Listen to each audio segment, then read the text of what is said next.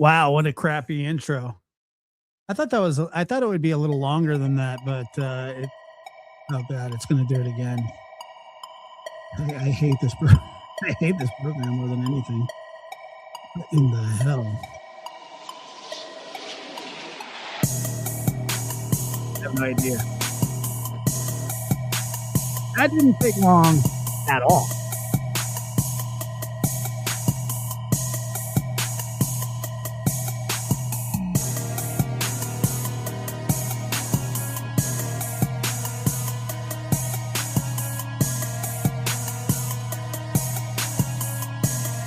Oh, ho, ho. Lord. Lord.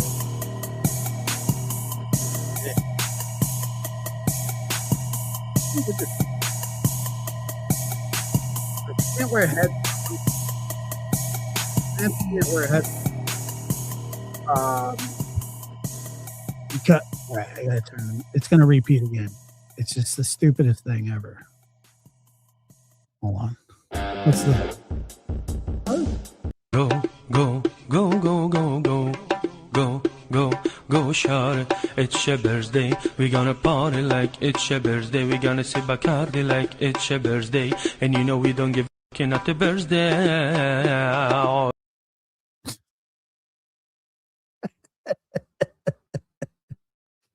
I don't know why that's there. I don't know. I have no idea. What's happening, everybody? Welcome to Lab After Dark, the Ho Ho edition. I don't know. I have no idea. It was ridiculous, wasn't it? How's my sound? I can't tell. Is my sound good? Sound is good. Shit. Sound is good, or is it bad? Is sound good or is sound bad? Bad sound, good sound. Good sound, bad sound, sound good, good sound, good, bad, bad.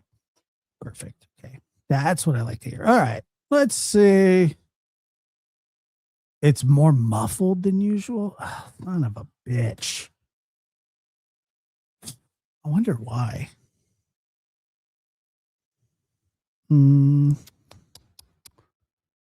Roadcaster. Duo stereo. Duo. I don't know. Maybe it is. Maybe it isn't. I'm not going to let this get in the way of the Christmas. Yeah, but Mary knows what she's talking about. She does. She knows. Anyway, what's happening, everybody?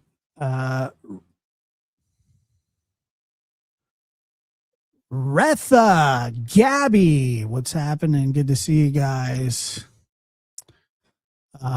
Sherry, good to see you, Sharon. How are you? To check this out. This is probably going to hurt your guys' eyes a little bit, but watch. This thing's kind of cool.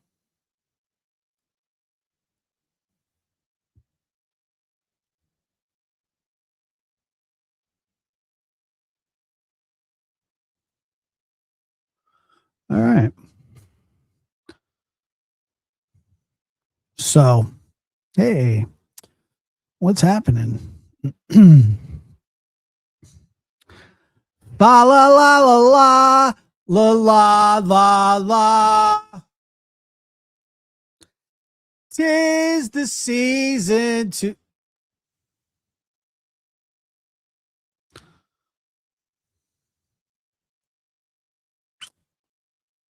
So anyway, I'm not gonna leave that on. I can't leave it on.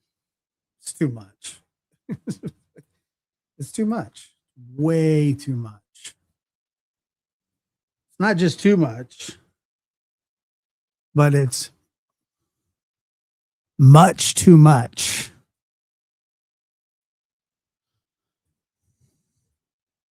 Much too much is too much, but way too much. Hit that like button on the way in. Good to see everybody. I assume that most of look, we'll just get it out of the way since it's all that's been talked about. But Jake Paul got his shit rocked. Like, no, I haven't been in the egg dunk, but I should be. But he got his shit rocked, like I said he would. It took a little longer than usual, but that's what happens when people run and run and run. He ran. You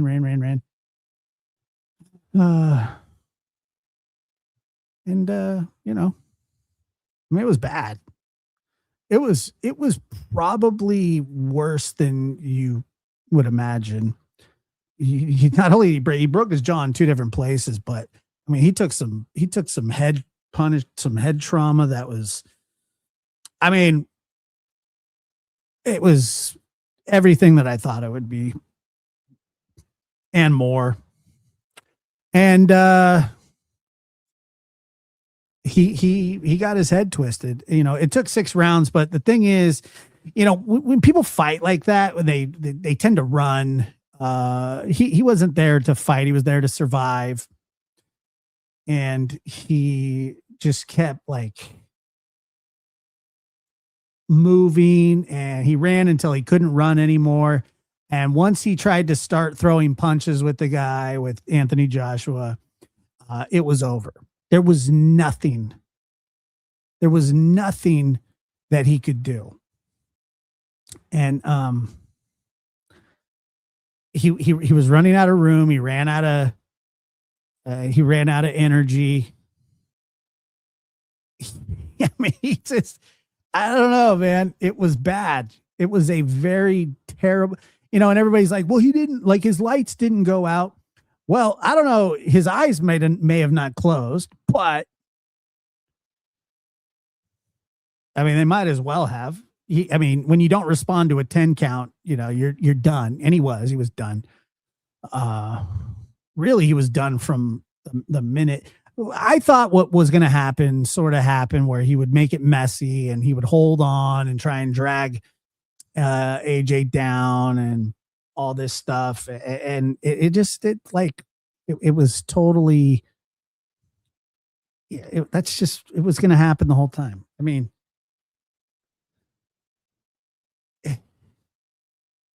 brutal, double jaw break. God knows what kind of head trauma. Yeah, you know, and he got paid a lot of money, but I'm sure that, you know, his brain isn't gonna work much better. Or it's probably gonna be, you know, not that it works fantastic, but I mean, he made a lot of money doing it.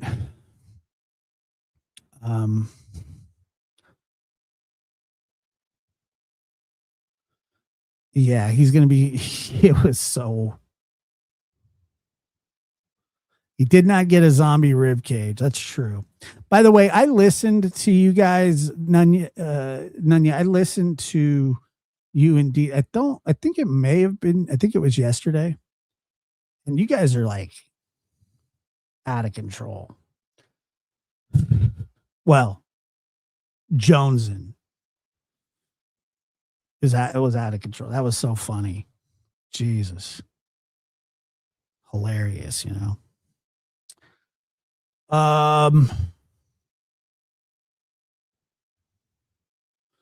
Yeah, I don't know what he got. He got rocked. I know that. It was as brutal as I thought it would be.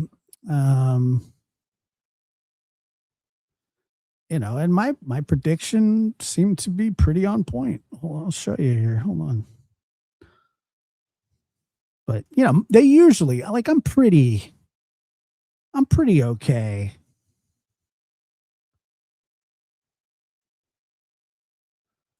at guessing these kinds of things. Let me see here. Short. Look at this. Look at this. Look at this. Like, he could hit him so hard he could break his neck. Or can you hear it? I want to hear it. He could have an aneurysm. Or, you know, hopefully what happens is he knocks him out cold and he's okay. He flies through the ropes, lands on a table. I was hoping for that still. Yeah, where's Rod been? Has anybody seen Rod? And forever. It'll be like Will Smith when he slapped the shit out of Chris Rock at the Oscars. It's something that we can all watch and laugh at forever. That's ideal. I don't want him to get hurt. He's going to. I just don't know how. We just don't know how bad. Yeah, and he got hurt. I mean, it's just look at the size of that guy's fist. Like he could hit him so hard he could break his neck, or he could have an aneurysm. Or anyway, I don't know if you could hear that or not because I can never tell. But oh no, Rod, come back. Where'd Rod go?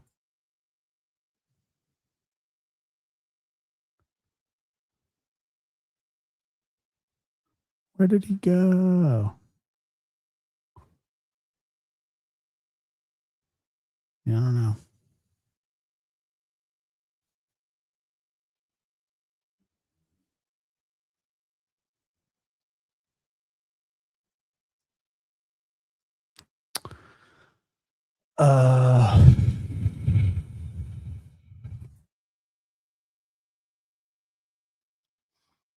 Josh, I don't know if I will be around next year. So remember this Christmas, my wish for the best for you in years to come.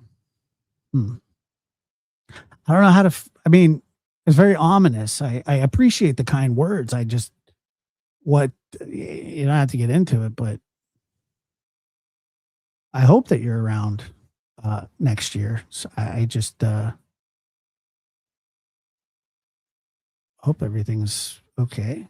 And Sherry Lynn, good to see you guys. How is everybody? What a weird start to the show it was. I did call it. Thank you. I thought so. It was just I've watched boxing since I can remember. Probably since like 3. I've been watching Anthony Joshua fight since like 2008, and I knew. I mean, I just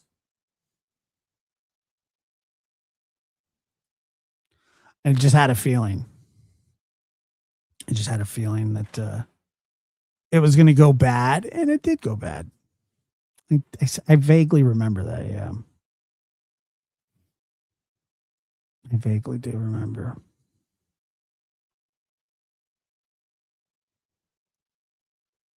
I told you.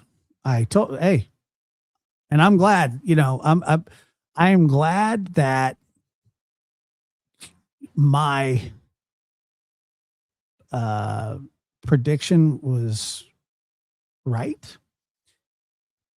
And I mean, it was fairly easy. Martha, good to see you.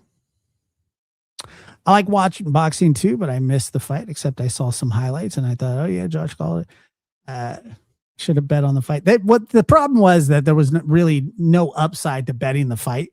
Like if you would have put, I don't know, you could have bet $200 and your return would probably have been 50, maybe at the most, probably less than that.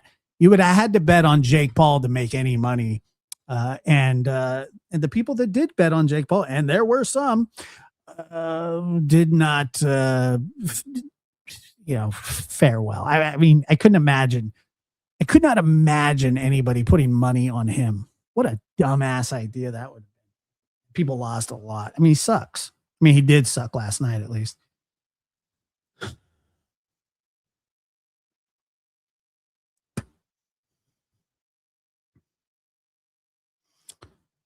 So, anyway.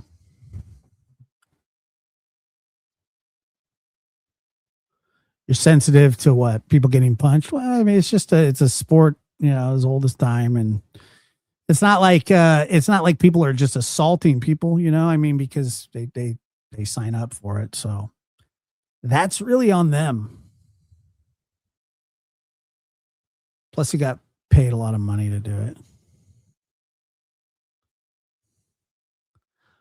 I think I could probably message him on.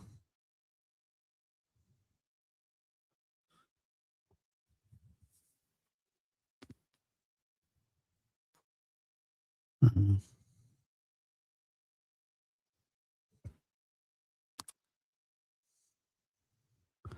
Bama goes to the Rose Bowl. Crazy. I didn't watch any football today. I haven't watched football in I did actually. What it was like a week ago. I think I watched the Monday Night Football game, and that was all right. What's up, Brian?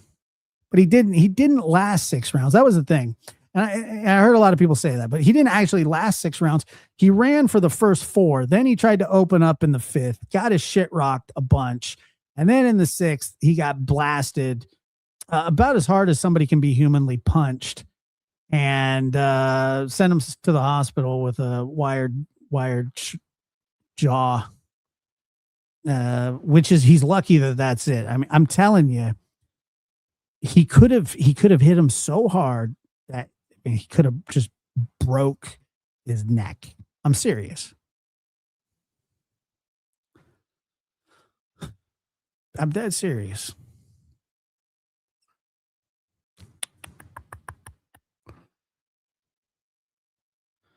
Yeah, really. I mean, I was surprised that Jake Paul was such a good sport after losing. They were both good sportsmen aside from the shenanigans in the ring. He didn't really have much of a choice. I mean, when you get humiliated like that, you better be a good sport about it. When you get your shit rocked so hard and embarrassed on a national stage, no, worldwide stage, excuse me, you don't have much of a choice. You don't have a choice. Let me see here. But like I said, Joshua was lucky that he ran the whole fight. I mean, he ran the entire fight. Yeah, Andrew Tate got hit. He got his shit rocked too, which is funny because I'm happy about it. I can't stand that guy. Like he's the worst. But his whole like, tough machismo bullshit is like out the window now. I mean, he obviously, you know, a punch like that could absolutely kill somebody. It's happened more than once. Good to see you, Shayna. How are you? And Kelsey? Yes, smoothies. Smoothies are good though, I mean, at least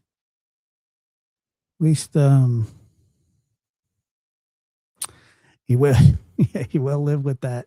He will live with the embarrassment of the money the money's not the issue. It's like the head trauma. I mean, there was some serious damage, but like I said, I would honestly, I would lay down on the ground like this, like on my back. Somebody could be standing on a roof. Okay. You can stand on a roof and you could take a cinder block and you could drop it on my head for $98 million. Twice.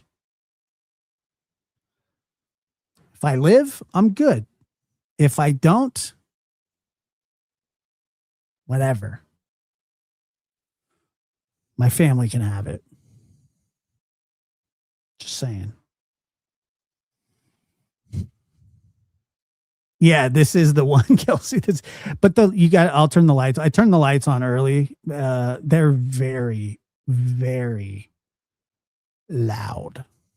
Like the loudest. Very loud.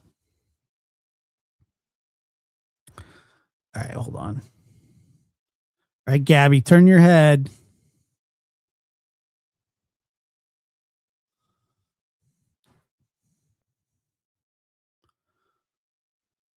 Turn. Hold on here.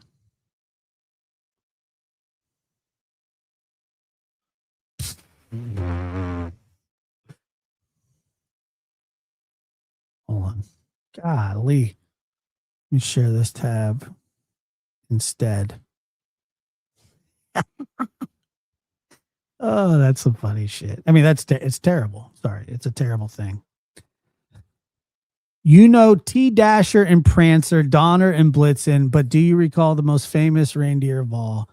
Hodge, the wood spirit box reindeer, had a shiny hula hoop, and if you ever saw it, you too would feel confused. Ho ho ho! Thank you so much for. Look at that! Oh my god! It's the definition of getting just absolutely destroyed. Oh god, I can't wait.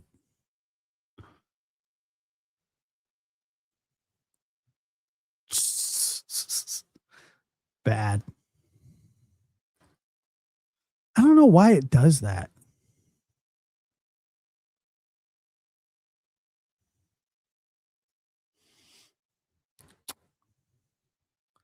Good to see you. In my opinion, Logan's trying to turn boxing into MMA and MMA into WWE. It was a little satirical, but you know, like I said, he got absolutely what he asked for, and yeah, he's tough. I mean, he's tough, but you're gonna do stupid shit. You got to be tough, right? That's right. That's a Mike Tyson quote. Beautiful thing. You've hit your brother harder. I doubt it, but I'm sure you probably, in the moment, you probably felt like that. I know. I know. Shayna, thank you for becoming a member. That's very kind of you. They did. The Bears. God, the Bears are good, man. I thought that I thought they had a quarterback that painted his nails and everybody counted him out because of that. It's 2025. What are you going to do? You know, people exist. They said,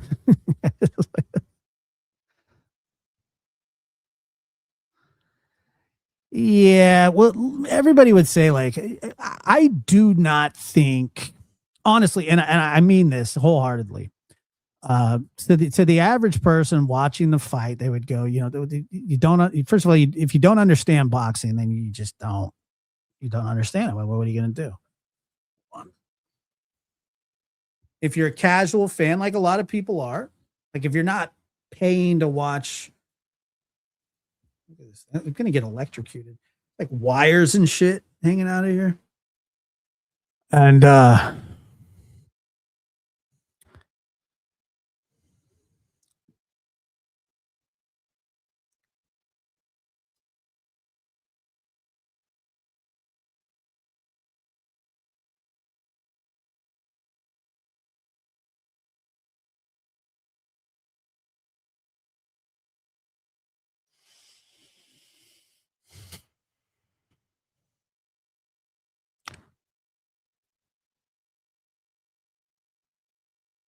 okay.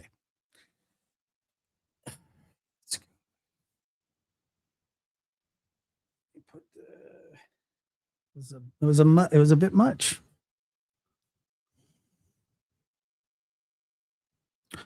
I do like it. I mean, it's festive.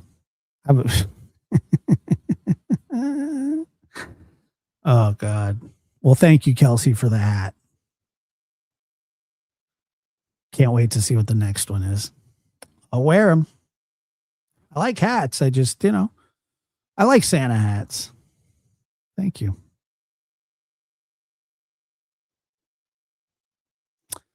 It was sent in the mail as a gift that I just received not that long ago, and then my grandmother freaked out. I was like, that thing is too bright. I said it's too bright, Josh. I did. I put up a tree. Yeah, certainly. I love Christmas. I love lights, holiday lights. I love lights. No, absolutely not. People, I don't know what's happening. It's not here. I'm not having Christmas dinner here. We already did that bullshit the other day. One more time. It would be cool if they had a little, it was just a little button, but like, look at this thing. It's like a C4 dynamite.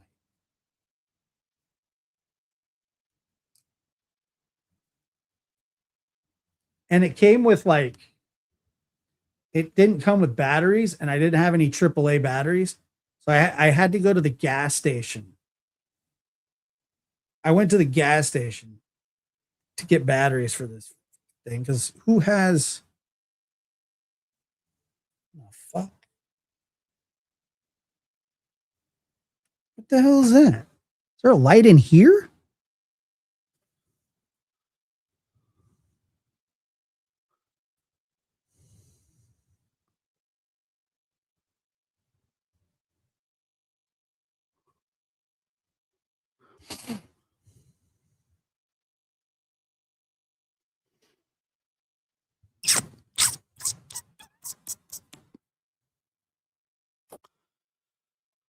I wore the hat in the store, but I didn't turn it on.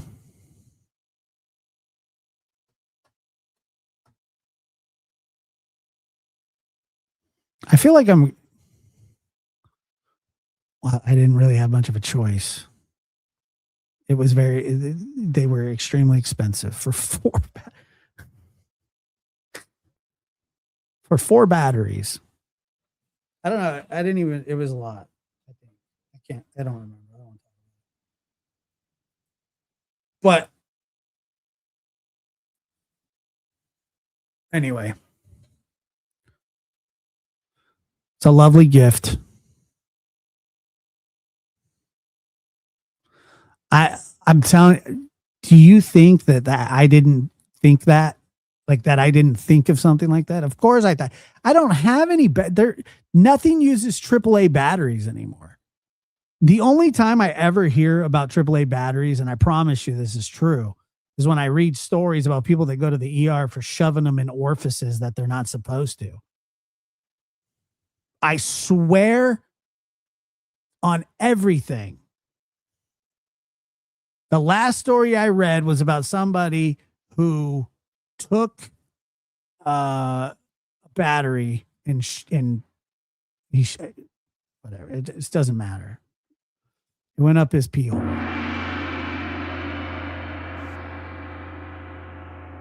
They're like pennies.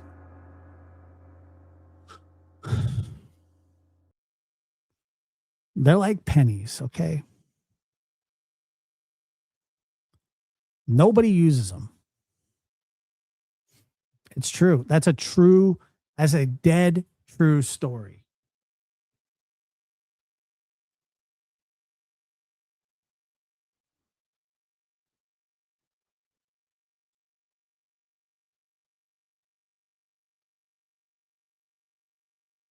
It's horrible.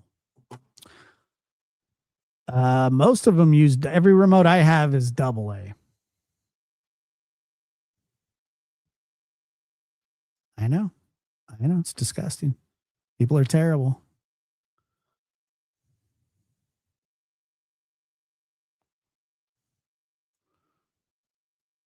Well, yeah, I think the AAA batteries are more for like the gimmicky stuff, but that's just, and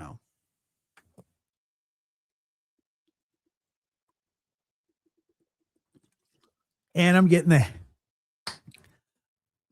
the hang of this no sugar shit. And I'm not like freaking out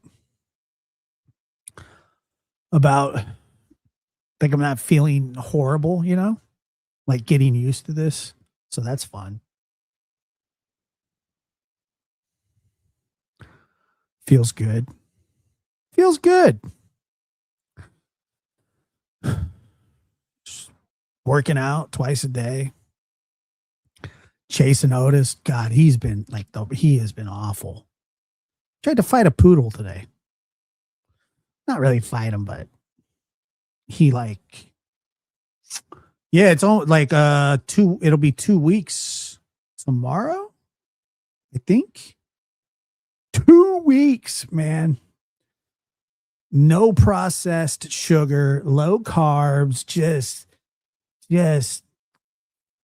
low carbs, high protein, working out in the morning, and then after, I'm not even drinking diet soda. I had a couple of them and I was just like, let me just drink this water. Let me just drink this tea. Let me just drink this. And it's been like spiritual. Not even kidding. Intermittent fasting, it's been spiritual. I'm not kidding. It felt like the first week was awesome, was awful. I'm not gonna lie to you. It was sucked. And then it starts to slowly subside, and every day you feel a little better, a little more energetic, and so it's you can do it. I mean, you really can.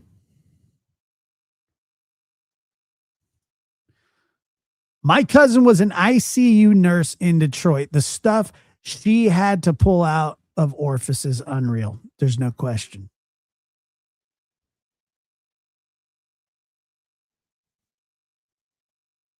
No question.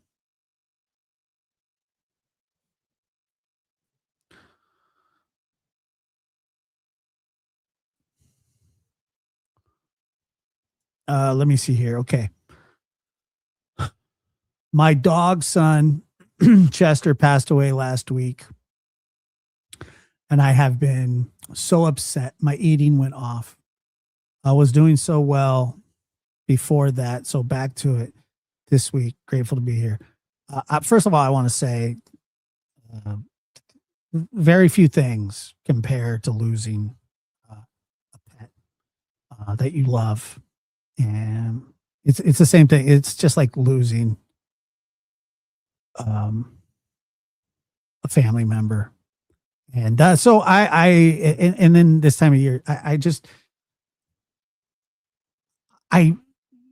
from, hearing this, I know that you loved that dog, and I know that you gave that your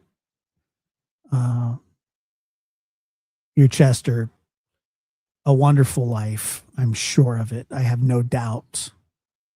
And I hate to hear that, I really do. I'm glad that you're here, and I know your pain, and I know that probably almost everybody in this chat knows your pain.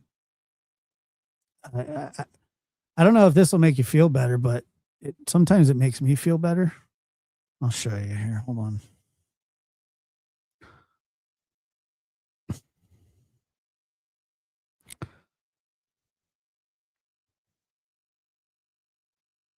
I don't know if this maybe it will.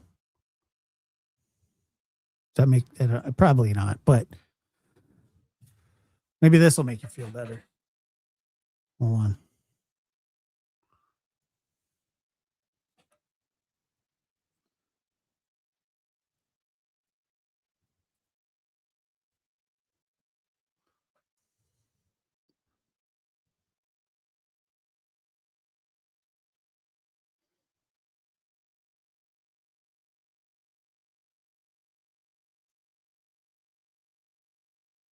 How does this help?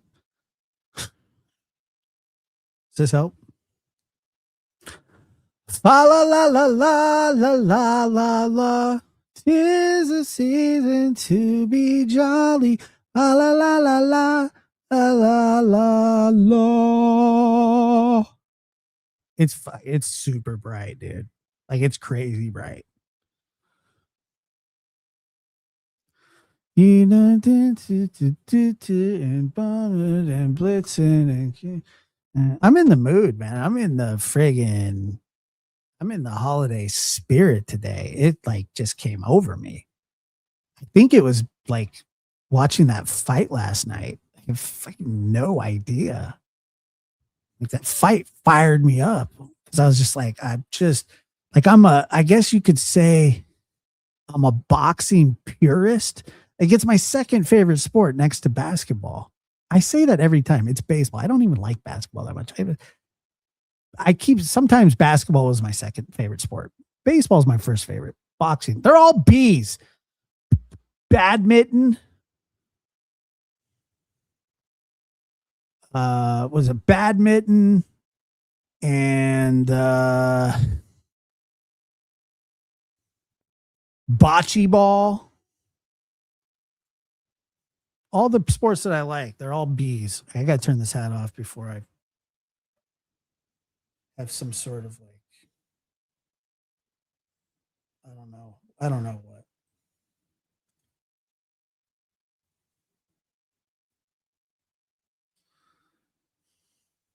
It's friggin' bright, dude. Bowling's not a sport. Never say that again. Bobsledding is a sport. Bowling's not a sport. We've had this conversation.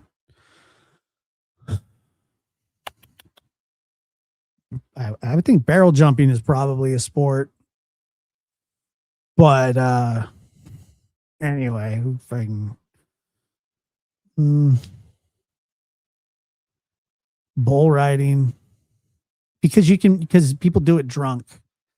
If there's a bar like and you can drink and eat French fries, it's not a sport. Like if you can pound beers while bowling and get better as the drunker that you get, not a sport. It's fun. It's, I got no problem with bowling. I think it takes a certain amount of je ne sais quoi. And but no, if you can get shit hammered while playing, then it's not a sport. I'm sorry. It's just I don't make the rules. I just enforce them. It's not a terrible argument. Name another sport. Name another professional sport where you can show up, do a bump in the car, order a pitcher for the fellas, okay? Get ossified, all right? Wear Wrangler jeans that are too tight and you don't even have to take off your chained wallet that's chained to the front of your belt buckle. All right. You don't have none of that. And, it's not a sport like that. It's a different sport.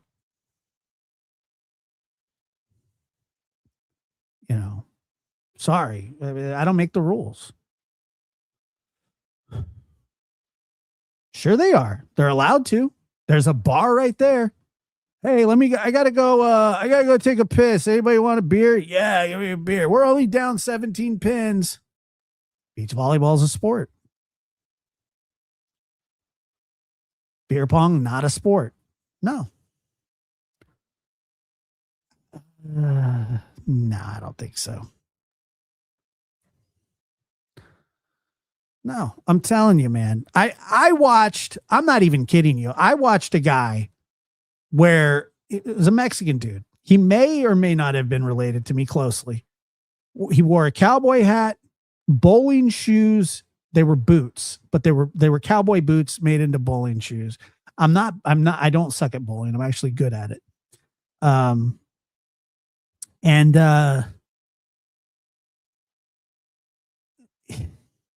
He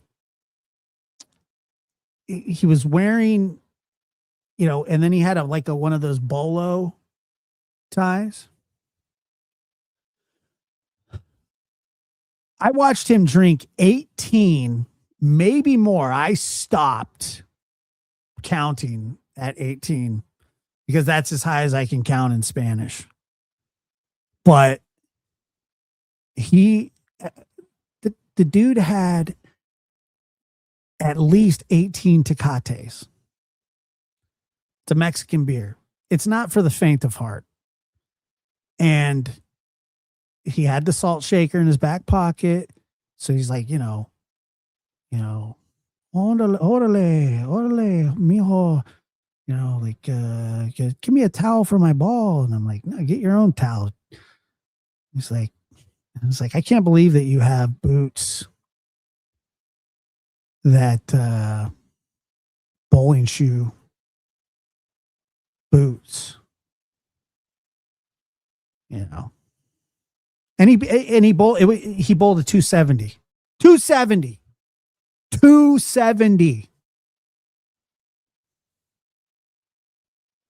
He missed the perfect game by like a strike or a spare. I can't even remember what it was. And he was like, órale, cabrón. He was pissed. And I don't blame him, but I'm like, dude. And he refused. Like I said, dude, if you do this sober, you're going to get your perfect game. I'm telling you right now, you will get your perfect game if you can just lay off the cerveza, homie. And he was like, no can do, cabrón. All right, then. Whatever. It's not my fault. A 270 hammered, blacked out. I'm telling you, he blacked out. He was blacked out. Holy shit, he was blacked out. He was so drunk at the end, like he was talking to me. But when somebody talks to you and they're so drunk, they look like they're looking like through your soul. That's what was happening. He was looking through me. Like he was staring at me, but he was looking at me. And this may or may not have been my uncle. It definitely was. Definitely was my uncle. And I couldn't believe it. I could not believe it. 32 months, Muscles. Good to see you again. Merry Christmas to you and your family, too. Keep slanging those snakes. Yeah, he was trashed. I mean, it was so 270. So you're going to tell me that this is what he did. This is exactly what he was doing. Okay. He had French fries. He was dipping them in ranch and hot sauce. He put hot sauce.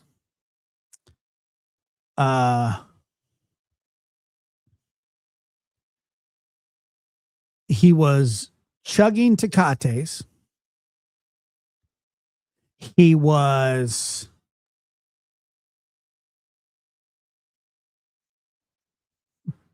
playing mariachi music on the jukebox in between like rounds or in between frames. Like he would go over to the jukebox. He would play. It was a mixture of Hoobastank and mariachi music. And the reason is you. You remember that? He loved that song. God bless him.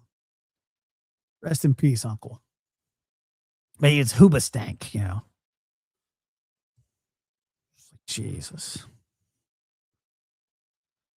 And, and he was just throwing balls like you'd never seen, man. I mean, he was jingle balls. I told him that he's got to really stop with the Hoobastank, and he would put that on. Sometimes he would play that like 6 or 7 times in a row. This was all at a church bowling event too, by the way. Swear to God, it was the church bowling. It's not a sport. It's fun, but it's not a sport. It's where you go to hang out with your drunk uncle, and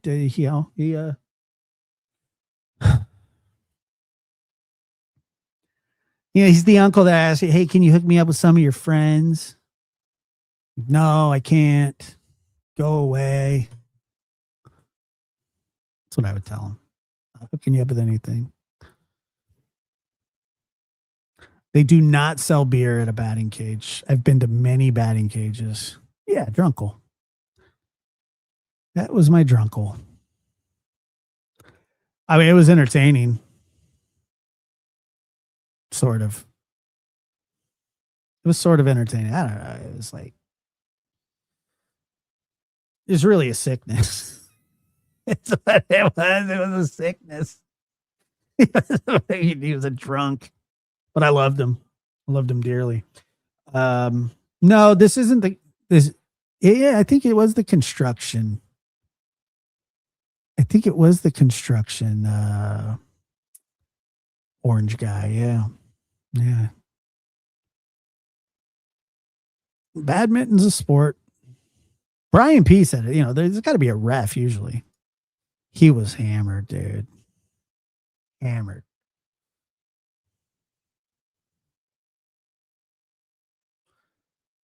Yeah, it's just like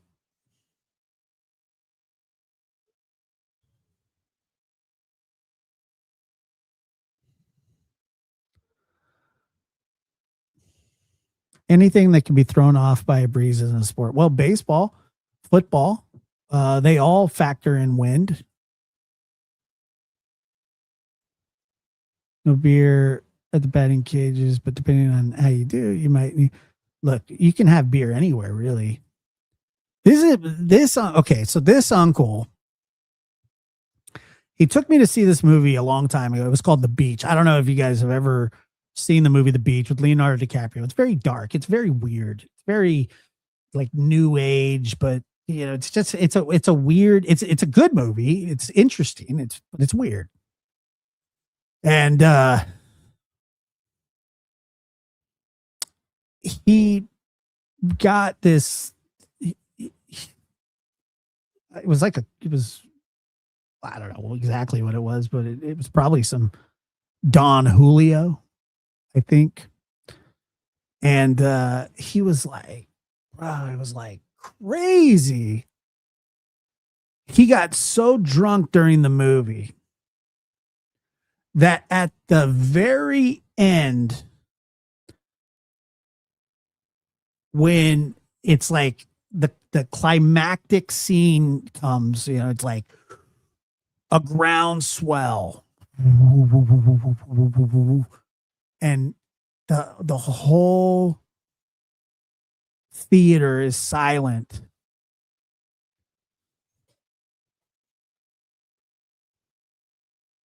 There's a gun in the movie that's pointed at somebody, at the bad guy.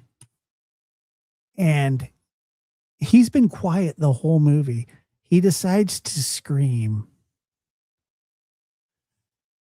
"Shoot that mother effer, cabron!"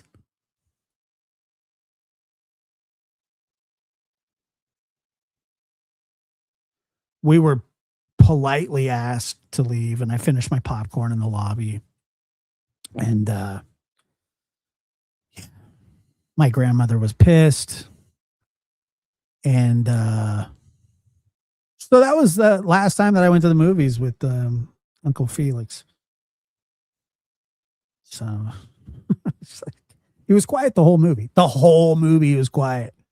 And at the very the climactic moment where everybody was waiting and watching, shoot that mother cabron. It's just like, dude, I couldn't believe it. It was embarrassing. It's embarrassing. So then we go back, to the house and his mother, my grandmother at the time, passed away. She said, "What happened?" I said, "Well, we got kicked out." And the whole way back, because we walked to the theater, because he can't drive. Like, he's the uncle that take you to the movies that you had to walk to the theater because he was too drunk all the time. I'm surprised anybody even let us go with him. But we show up, so we have to walk home, obviously. He snuck a bottle of Don Julio into the theater. And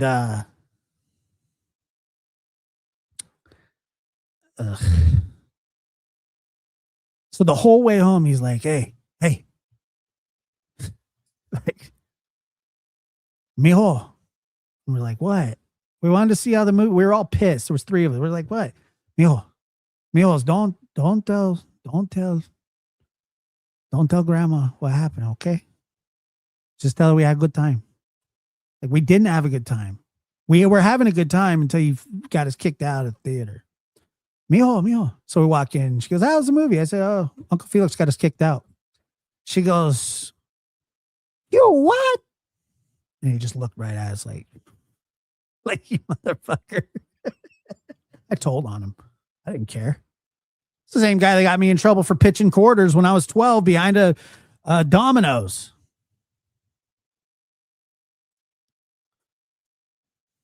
Just whatever, dude. Don't tell grandma. I thought the first thing I said out of the whole time, the whole way home, it was like 7 blocks. Hey, make sure not to tell grandma. He's already in trouble at home, like with Gray. He was, don't tell grandma. She was already pissed at him, just for being him. I think he like set his room on fire a week or 2 before that. And he's a pain. He was funny, but he's a pain in the ass. I didn't fib. I didn't promise anything. I didn't say, no, I'm not going to tell. I would never tell on you. I said, fuck that. I'm telling, dude. You guys kicked out of the theater. She asked, she said, how'd it go? I said, he got kicked out. We got kicked out. Why? Well, because Uncle Felix. Órale, cabrón. That's what he stupid. So, anyway. I mean, he's just he was a wild uncle. God rest his soul. Good man. He was, he was very lovely most of the time. But I'm telling you, back to bowling. He wasn't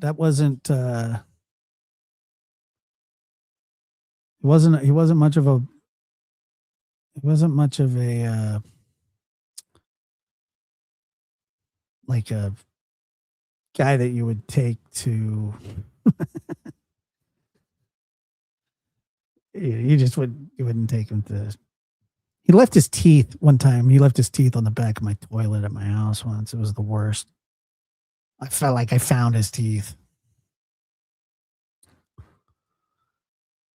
Karen from Germany in the house. Appreciate you.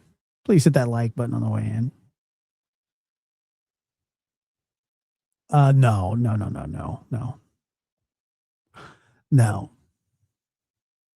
I was pissed. I was like, dude, I wanted to see the rest of the movie. I had to rent it when it came out like a peasant, like 3 months later. And nobody else, it was one of those things where, like social media didn't exist really then. So you're like, oh, I don't even know what happened. I couldn't even find out what happened. But yeah, this is ridiculous. I may have told this before, but he got ossified drunk once at my house. And, then he got sick in the bathroom. And as soon as he finished, he's like, all right, I got to go. It's like, oh God. All right. I'm not going to fight you on this. If you got to go, you got to go. And he had to go and he went. And guess what? I went in the bathroom and his friggin' they weren't all false teeth. So he had like the retainer fake ones. You know what I'm talking about? Yeah. So he left those on the back of my toilet. Next morning, pounding on the door. Ba, ba, ba, ba, ba. Mijo, let me in, mijo. Ba, ba, ba, ba, ba. It's like 7 a.m. Oh my God. So I run down. I down the stairs and I open up. He's like, hey, I leave my teeth there? I was like, yeah, you did. Where are they? I said, they're on the back of the toilet where you left them. He's like, you didn't take them off the toilet for me? I said, no, I'm not going to touch your teeth off the back of my toilet.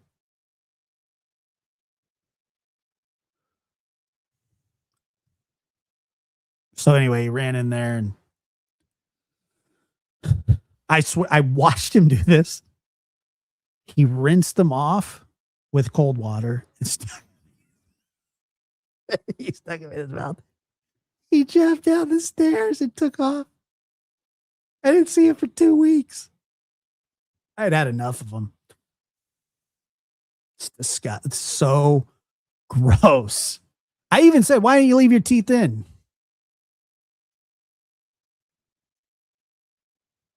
Just leave. We had the whole conversation about this. Like, why didn't you just leave your teeth in?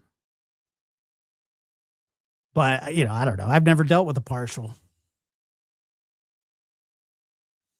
Just rinsed them off. Also, he invited me to a sweat lodge. He said he needed to go to a sweat lodge and detox. He's like, do you want to go? I was like, hell no. It's just like they probably fell in the toilet. That's what I was thinking. I think they did, but well, he'll be using a porta potty in the sky. He passed away a couple years ago. Yeah, he was like, do you want to go to a sweat lodge? And I was like, no, I don't. I don't even know what that is. Yeah, no, I don't. He kept asking me if his eyes were yellow, and I was like, yeah, they are. The whites of my eyes yellow. I was like, yeah, you look like shit. I think that was the same. I think that might have all happened in the same weekend. I was done with him. I was done with him. Like I said, I didn't see him for 2 weeks after that. It was terrible. Just the fucking worst.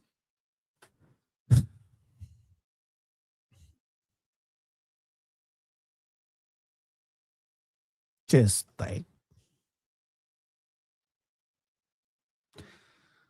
he was something amazing. But sometimes it was like he was hit and miss, Hold on. This is for the people that are just coming in. And this is for Chester's mom as well. Hold on.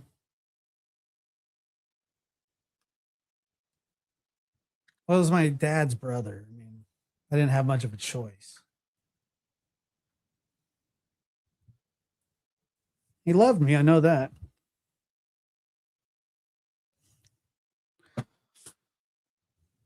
Donna, gotta go. Taking the dogs for a swim. Merry Christmas, y'all. Appreciate that. La la la la la la la la la. 'Tis the season to be jolly. La la la la la la la la la. All right, I gotta turn this thing off. Get a good look. Drink it in. Drink it in. Drink it in.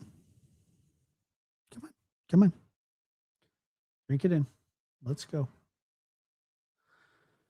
Okay, gotta turn the hat off. That's too much. It's good in spurts. It needs a remote. You're right. I wish I would do it like, okay, every time I get like a super chat. Turn it on, but I have to take it off and then put it, it's too much. This is what no sugar does to you. Eat a candy bar. My head hurts. Yeah. I have energy. I don't know what to say. Don, we now are gay apparel. Fa la la la la la la la.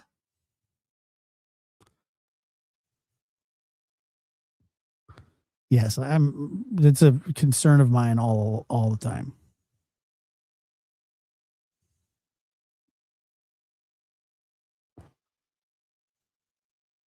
He concerns me. Grammy. Pretty sure you remember, but this is what no sugar does. That's right. Come on now. 87 likes. Come on. We can do this. Merry Christmas.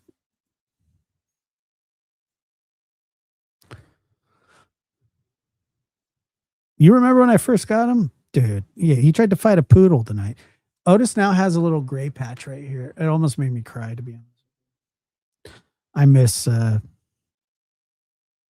but dude, 2 weeks, feeling good, no shugs, no sugar,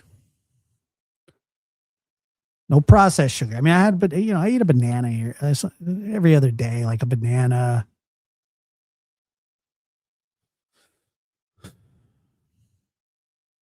He did. He bored a hole right through it. You're right. He did that. Going sugar free before Christmas is a brave thing to do. To be honest with you, one thing that I've learned in my life is that like I'm not that like overly obsessed with. Why am I on full screen here? The freeze.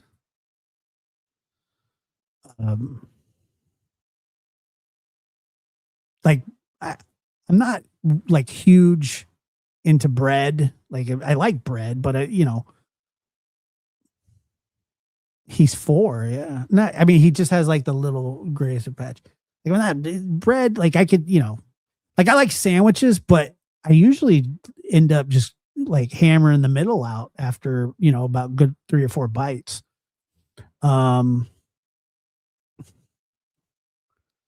It does that, and you got to take your time. It's a tough thing. Tough thing to lose a pet. It's just.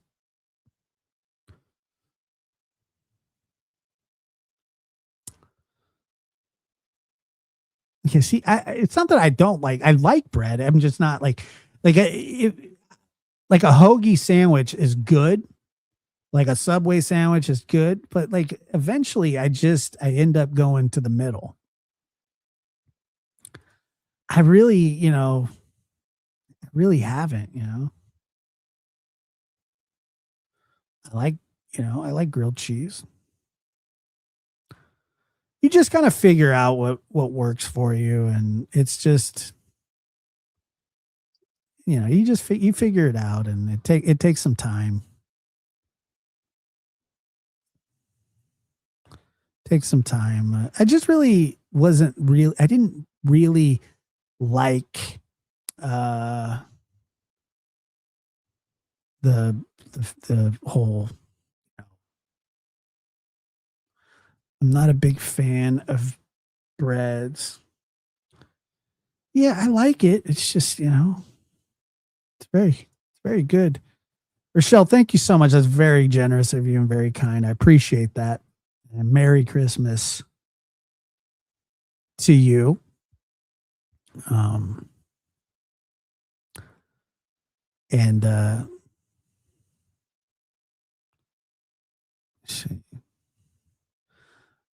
Zoe said, I didn't struggle with much going off carb sugar, but losing my sense of smell taste has made me miss sweets. Yeah. Yeah. It does that. That happened to my grandpa.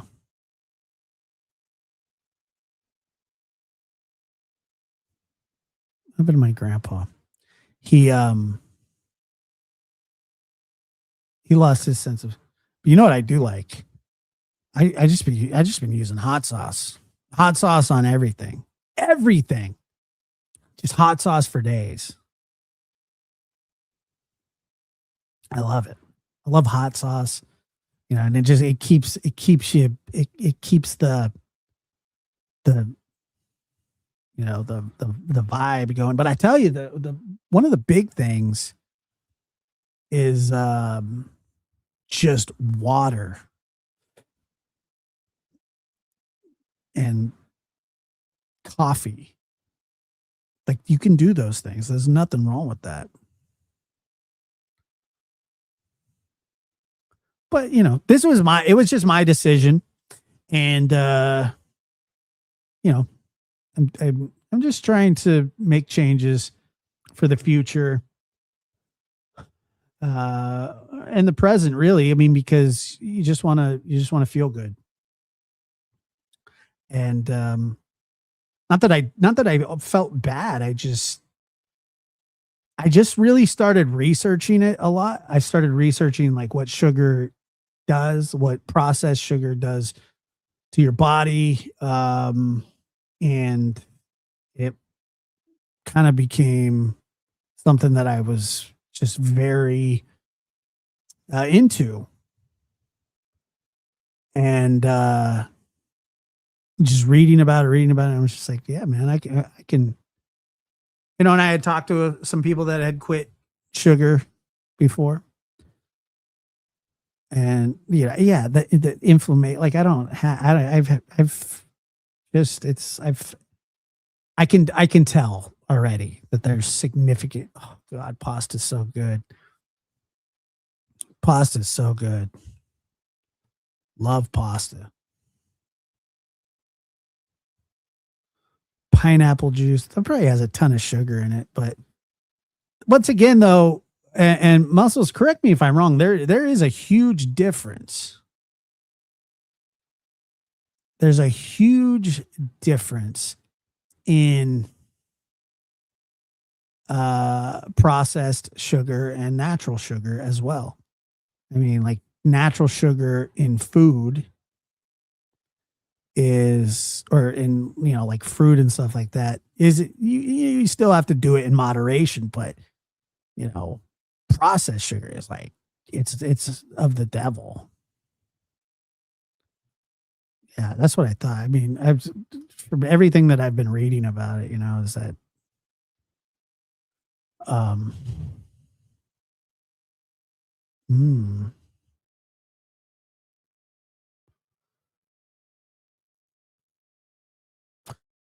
I drink just water and black coffee. I may have one soda a week, and when I do, it really messes with my stomach. I used to drink like 3 sodas a day. Same here.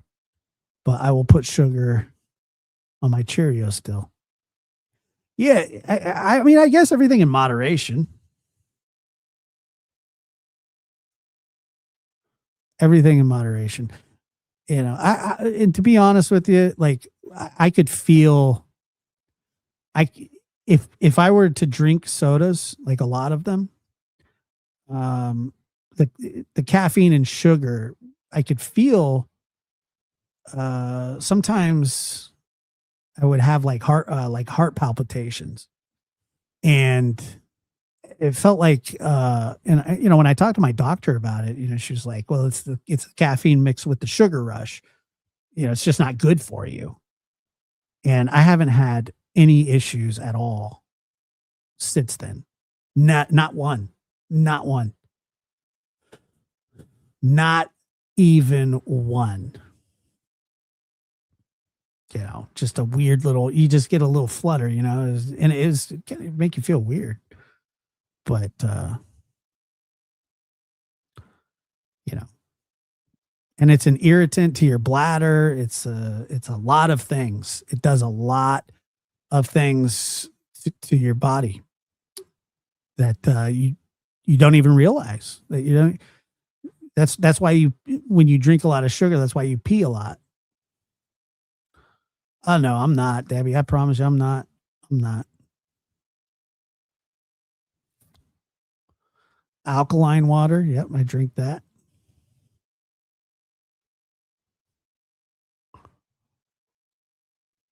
I love alkaline water.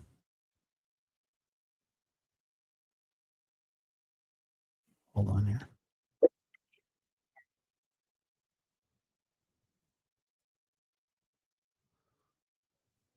It is, man. It really is.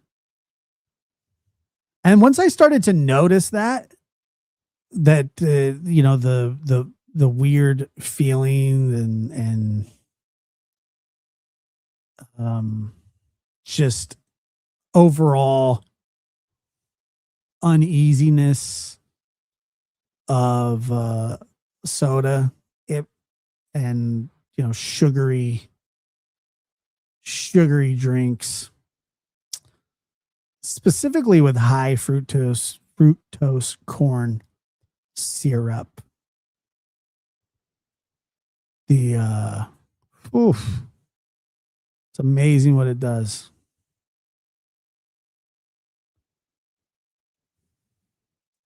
Even cutting back is a huge thing. I just dropped it all. Just one, like I just dropped it all, and I knew that I was going to be in for a fight, but I drink about 150 ounces of water a day. I might have a cup of coffee 2 days a week. Used to drink the diet drinks and couldn't get results I wanted. Stop cold turkey and bam, yeah. Like I did. I had a Diet Coke yesterday, and then I think I had a Diet Dr Pepper. It was just, I don't know. Might as well drink water. So that's what I do. That's what I'm gonna do. That's what I'm gonna keep doing. Because I like it. I like it. Makes you feel good. Energetic. Like I'm telling you, I have like more energy. My energy is like already. But it took shit. It took like at least 10 or 11 days. That was felt like shit. Yeah, I would not say it definitely wasn't easy. It has not been easy. It's getting easier because I had already started to lose weight, and sort of when you plateau and you're just like, okay, what can I do? Well, there's many things that you can do. But processed sugar is like number one. Like it just has to go. And that was a decision that I made. Let's see here. What is it? Add a shot of ginger to the ginger brew. Never had that before. I like ginger though.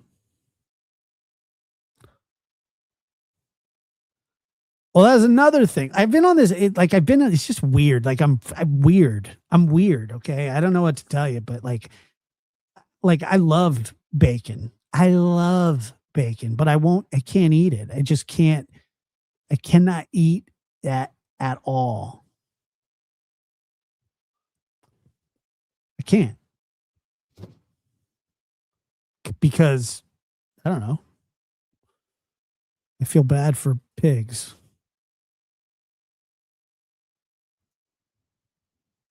The first 7 to 10 days can be bad if you eat a lot, almost like the flu. But if you can grind it out, it's so worth it. I did. I mean, I lost my appetite. I was nauseous. I had headaches. Um,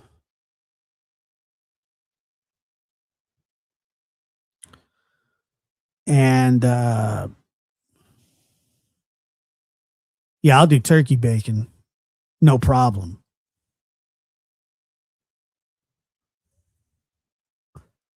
Turkey bacon's easy stuff. I'll eat a turkey. I just don't like turkey, but I'd much, much, much rather eat turkey. Much rather.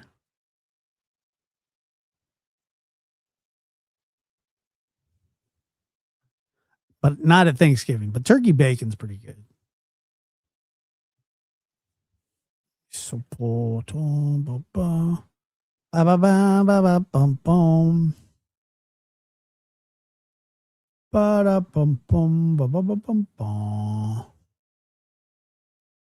anybody know that? I'll frig it, dude. I'll put a hurting on some turkey bacon. Give me some of that Oscar Mayer turkey bacon. I'll put a hurting on it. I'll be like, first two pieces don't count. And then the next two, I'll be like, all right, there's two, but I counted two as one. And then, so every two is only one. So I could end up eating, I don't know, somewhere around 10, 11 pieces of turkey bacon by my count.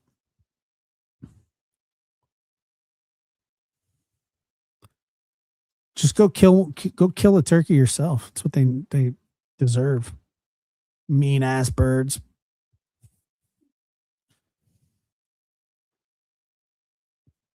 Thank you, Geraldine. I appreciate it.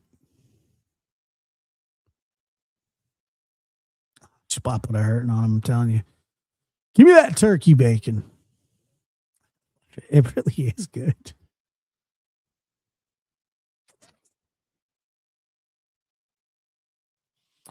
Yeah. Well, okay. So the Shirley, the old lady that she recently passed away at the age of 90. When I say recently, I mean like within the last like week and a half. So she obviously, for obvious reasons, can't be there, but my uncle will. And knowing my uncle, he will somehow still try to hit on her. I got some weird uncles, man. I just got weird uncles. Like a 55-year-old uncle who was hitting on a 90-year-old lady at Christmas dinner. I just want to play spades. I want to play cards with her. It's like, shut up. Leave her alone.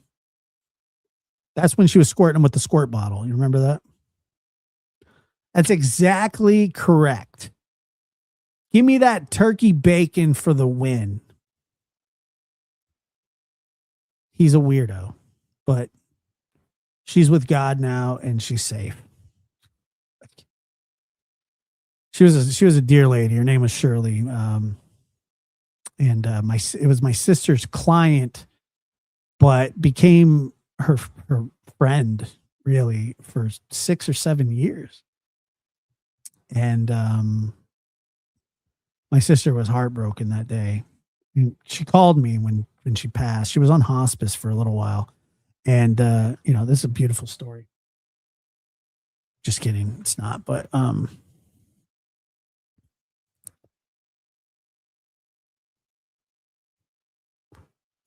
oh, we talked about it at the beginning, but look, I have no problem recapping.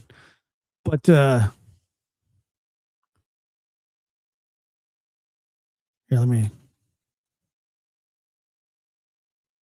I can show you.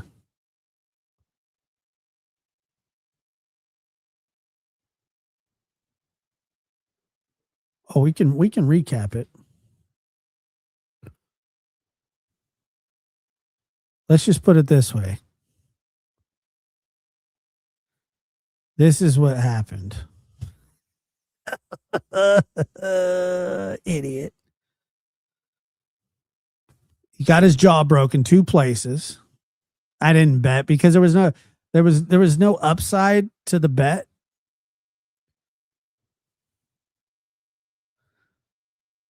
But he ended up having emergency surgery on his jaw.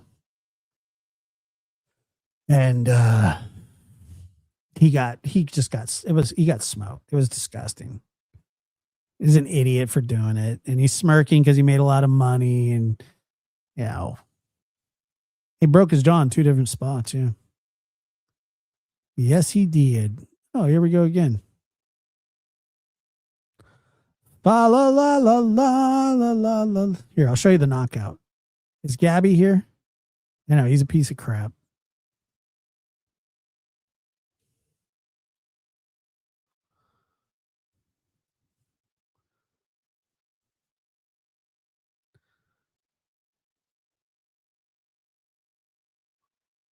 Mm-hmm. Don't watch, Gabby.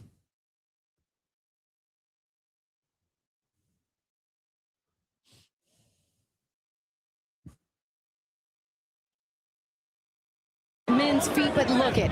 By the way, Anthony Joshua looks like a Greek god. The way that it has to go for Jake Paul is working his way in on that. So this is the 5th round.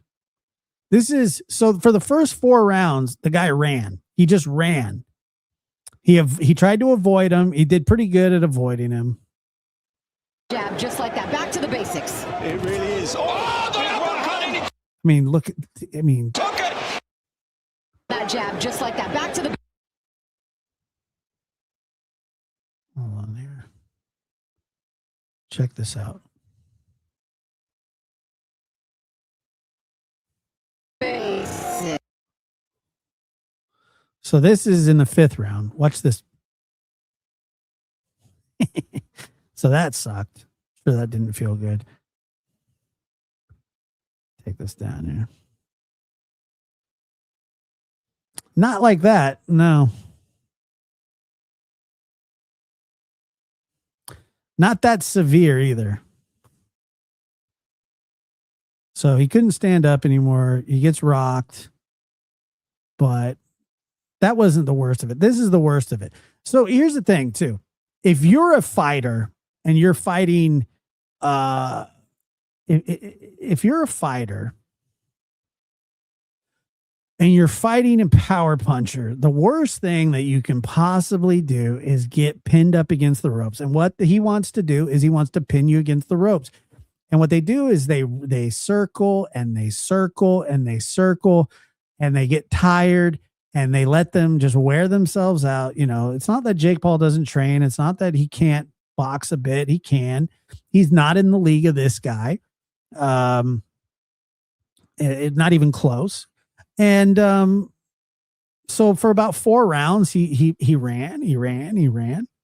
And then in the 5th round and the 6th round is when the actual fight started. And then you see what happened. If Jake would have came after him in the 1st and 2nd round, it would have been over with then too.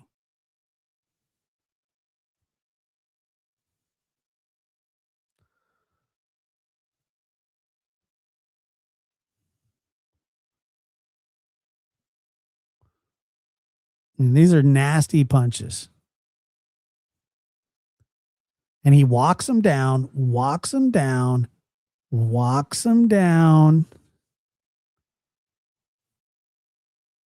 pins him into a corner. This was his plan the entire time. I think Jake hit him with a pretty good shot, but it didn't do anything. It was kind of here. Let's get to the fun part. Now, this is a bold strategy for any boxer. Okay, right here. Here's a bold strategy. Not keeping your hands up, but he's so tired that he can't. Look at, you see his arm stretched out like that. He's sizing him up. He's getting the exact distance that he needs. He needs to know the exact distance to lay him out. So this is the previous round or the round before.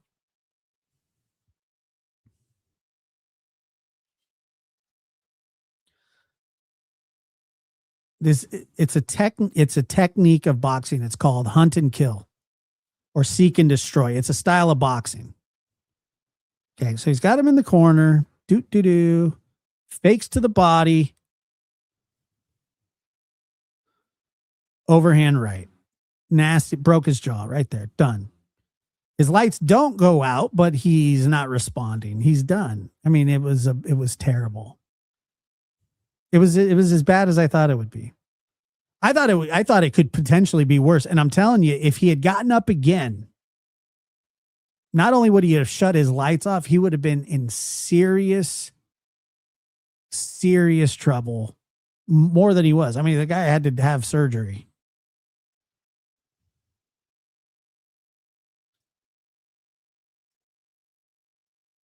Look at that's just the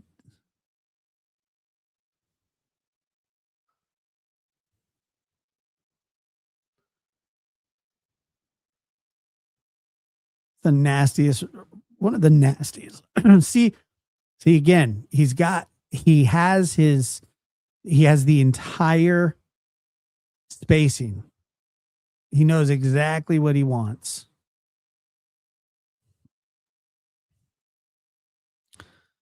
Could have snapped his neck. Almost did, it looked like. Hold on. So the fight went just exactly how I thought it would. Although it did take a little longer, I guess, but I kind of expected that too.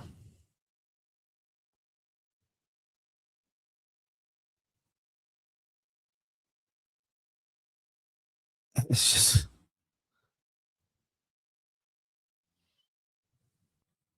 yeah.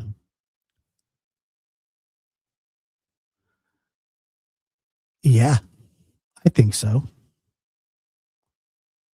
What the hell's happened here? Why am I full screen again?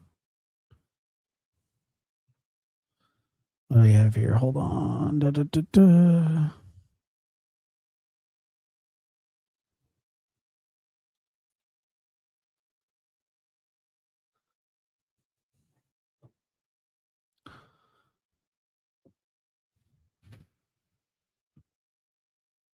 Somebody said that Rob Reiner's son is going to plead insanity. I was just reading that. Yeah, he was. Yeah, he was trying to tug on his jingle balls the whole time. Matter of fact, the ref got so pissed off that he pulled them both together, and he was talking to Jake, but he said, "Nobody's. We're not. We're not paying for this shit." Or he said that people aren't paying for this shit.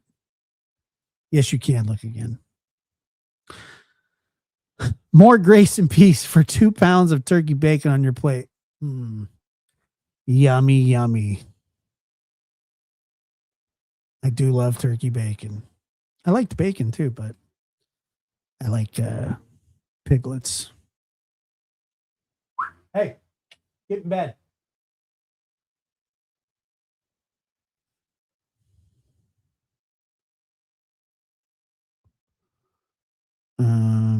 Yeah, no problem. It was. I was going to talk about it last night, and I was just kind of burnt. I was tired. Yeah, well, most people know right and wrong, and I mean, unless they can prove that he doesn't know the difference between right and wrong, good luck. A lot of people, I understand it. I mean, I get it, but still.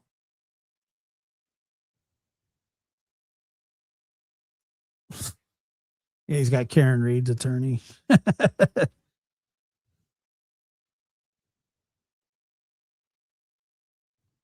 Reiner, man.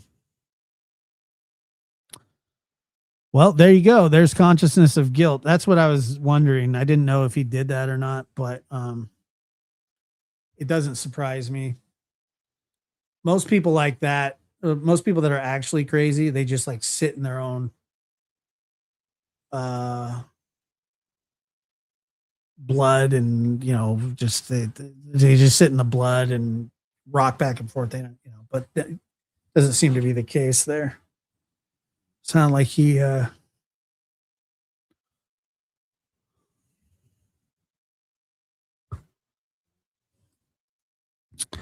will Nick's drug panel be released? Don't they usually? Yeah, probably. Right, but even if the medication was recently switched, he still went back, or he still cleaned up.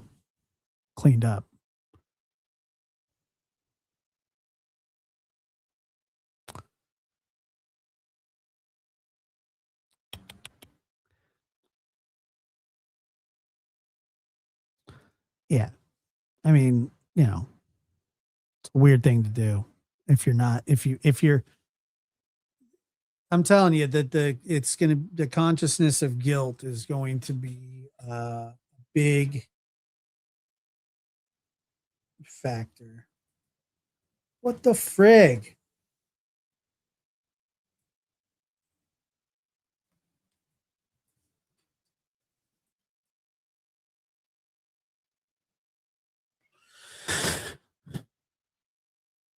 No, I'm sure it'll be tossed.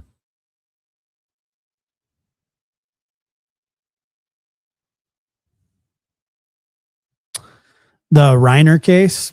Yeah, he murdered his parents, and nobody really knows why, other than I heard that they made him go to the party that Conan O'Brien was throwing, and everybody was dressed up and he was in a hoodie. People were like complaining about him because he's weird, and that he got into an argument with Bill Hader, of all people. Bill Hader, and I believe that.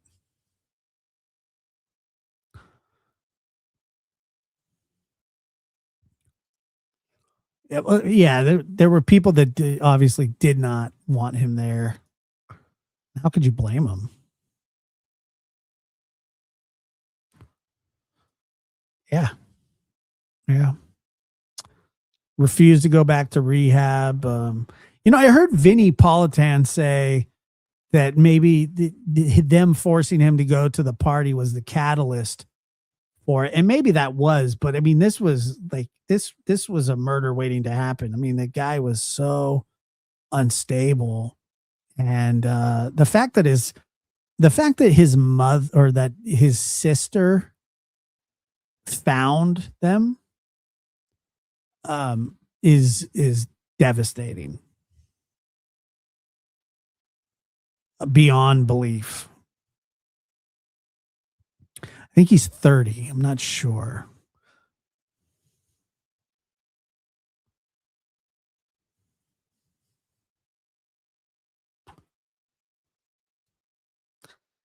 He probably should have been, yeah. Oh, did she? Wow. 32.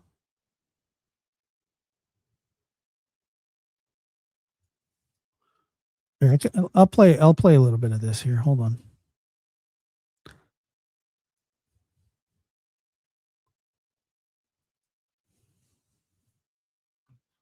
What the frig, dude?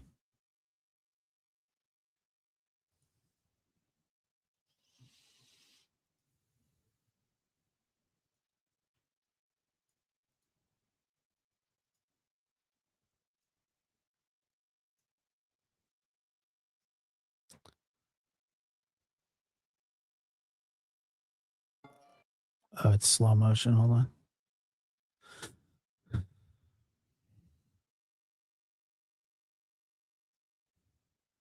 He also grew up in a family. Somebody said that did he direct Good Will Hunting? No, not Good Will Hunting. Sorry. A Few Good Men. That's a great family that appeared to love him no matter what. But now Nick Reiner is sitting in jail accused of an unthinkable crime of killing his parents with a knife inside their LA mansion. And new details are coming out about the days leading up to the murders of Rob and Michelle Reiner. And I'll tell you the new report that is out shedding light on the mindset and the potential mental health issues that Nick Reiner was diagnosed with in recent weeks and how that could factor into his defense, but also what potentially prosecutors may point to prove that this wasn't just a murder. It was a premeditated killing. We're on the case presented. Yeah, and to me, this is just me. I don't speak for anybody else.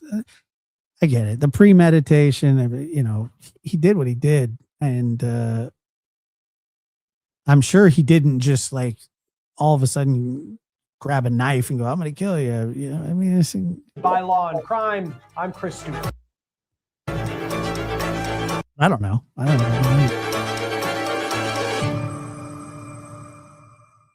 Hey, before we get into the latest on this case, I want to see. He was out of control. Yeah, it's really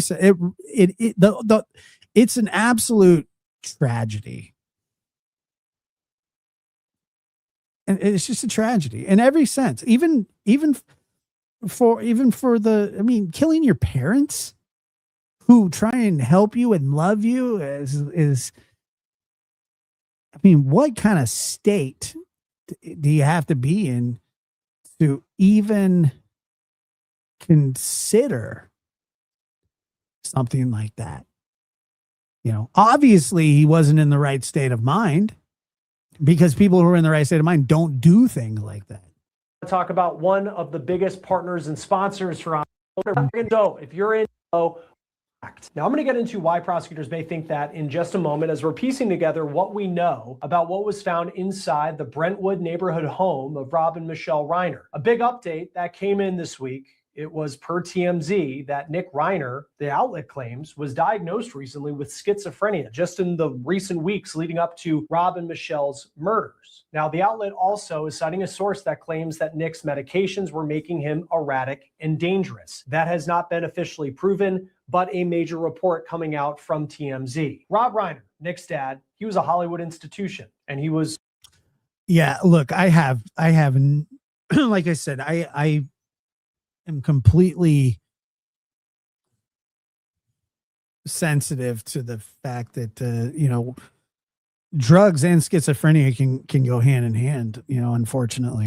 Married for a long time to his wife, Michelle Reiner. Rob Reiner rose to fame in the 1970s. He was an actor in All in the Family. His dad, Carl, was a comedian. Carl Reiner, one of my favorite comedians. He's so funny. Fun fact. In the dinner scene, and when Harry met Sally, that woman says, "I'll have what she's having," was Rob's mother. I didn't know that. I like that movie too. But then Rob Reiner became a director, and he had incredible range as a director, directing one of the most famous rom-coms of all time, When Harry Met Sally, and then the courtroom drama, A Few Good Men, which went on to be nominated for an Oscar. He also continued to act as he appeared in comedy shows like New Girl recently, and also this year made an appearance on the hit show The Bear. There's no doubt that Rob Reiner was an American treasure when it came to the world of show business. And in The Wolf of Wall Street, he was, yeah, you know what? And people are going to feel this way too. I get it. You're allowed to feel however you want, but there's so much, being a spoiled brat plus drugs equals murdering your parents. There's a lot of spoiled brats who are on drugs that do not murder their parents.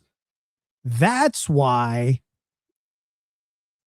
I don't think that's just not everything. Look, whatever reason he did it, he did it. I mean, he should be held responsible fully. But there's a lot of spoiled brats in the world that are on drugs that don't kill their parents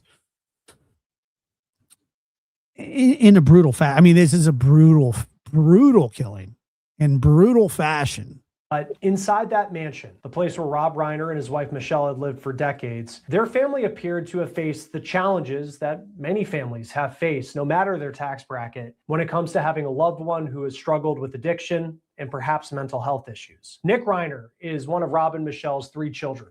Nick is 32 years old. He told People in 2016 that he struggled with addiction since he was just 15 years old, a young teenager. And even though he grew up with incredible wealth, he says that he spent time homeless in Maine, in New Jersey, and in Texas. And even in moments of sobriety, it appears that Nick Reiner battled a desire to go back to his old life. This is what he told a podcast that focuses on drug addiction called Dopey 7 years ago in an episode that is still public on YouTube. What ended your sober run?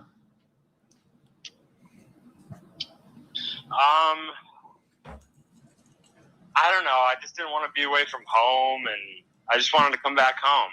But you also wanted to get back to smoking weed and whatever. I'm not judging you, Nick. I'm just like the show. Like there's a billion or there's thousands. You know what it really was? What? You know what it really was? It was like I kind of knew that I wanted to relapse, basically. Mm-hmm. I didn't even want to call it a relapse. I just wanted to get back to my old life of like smoking weed, kind of taking some pills, like doing whatever I wanted. Yeah. And I knew that if I started to do it back in Maine, I wouldn't really be able to do it. Many people will tell you that addiction is something that sticks with people and it is a daily struggle. And that appears to have been at least somewhat of the case with Nick, to the point. Yeah. And then, like, as a father,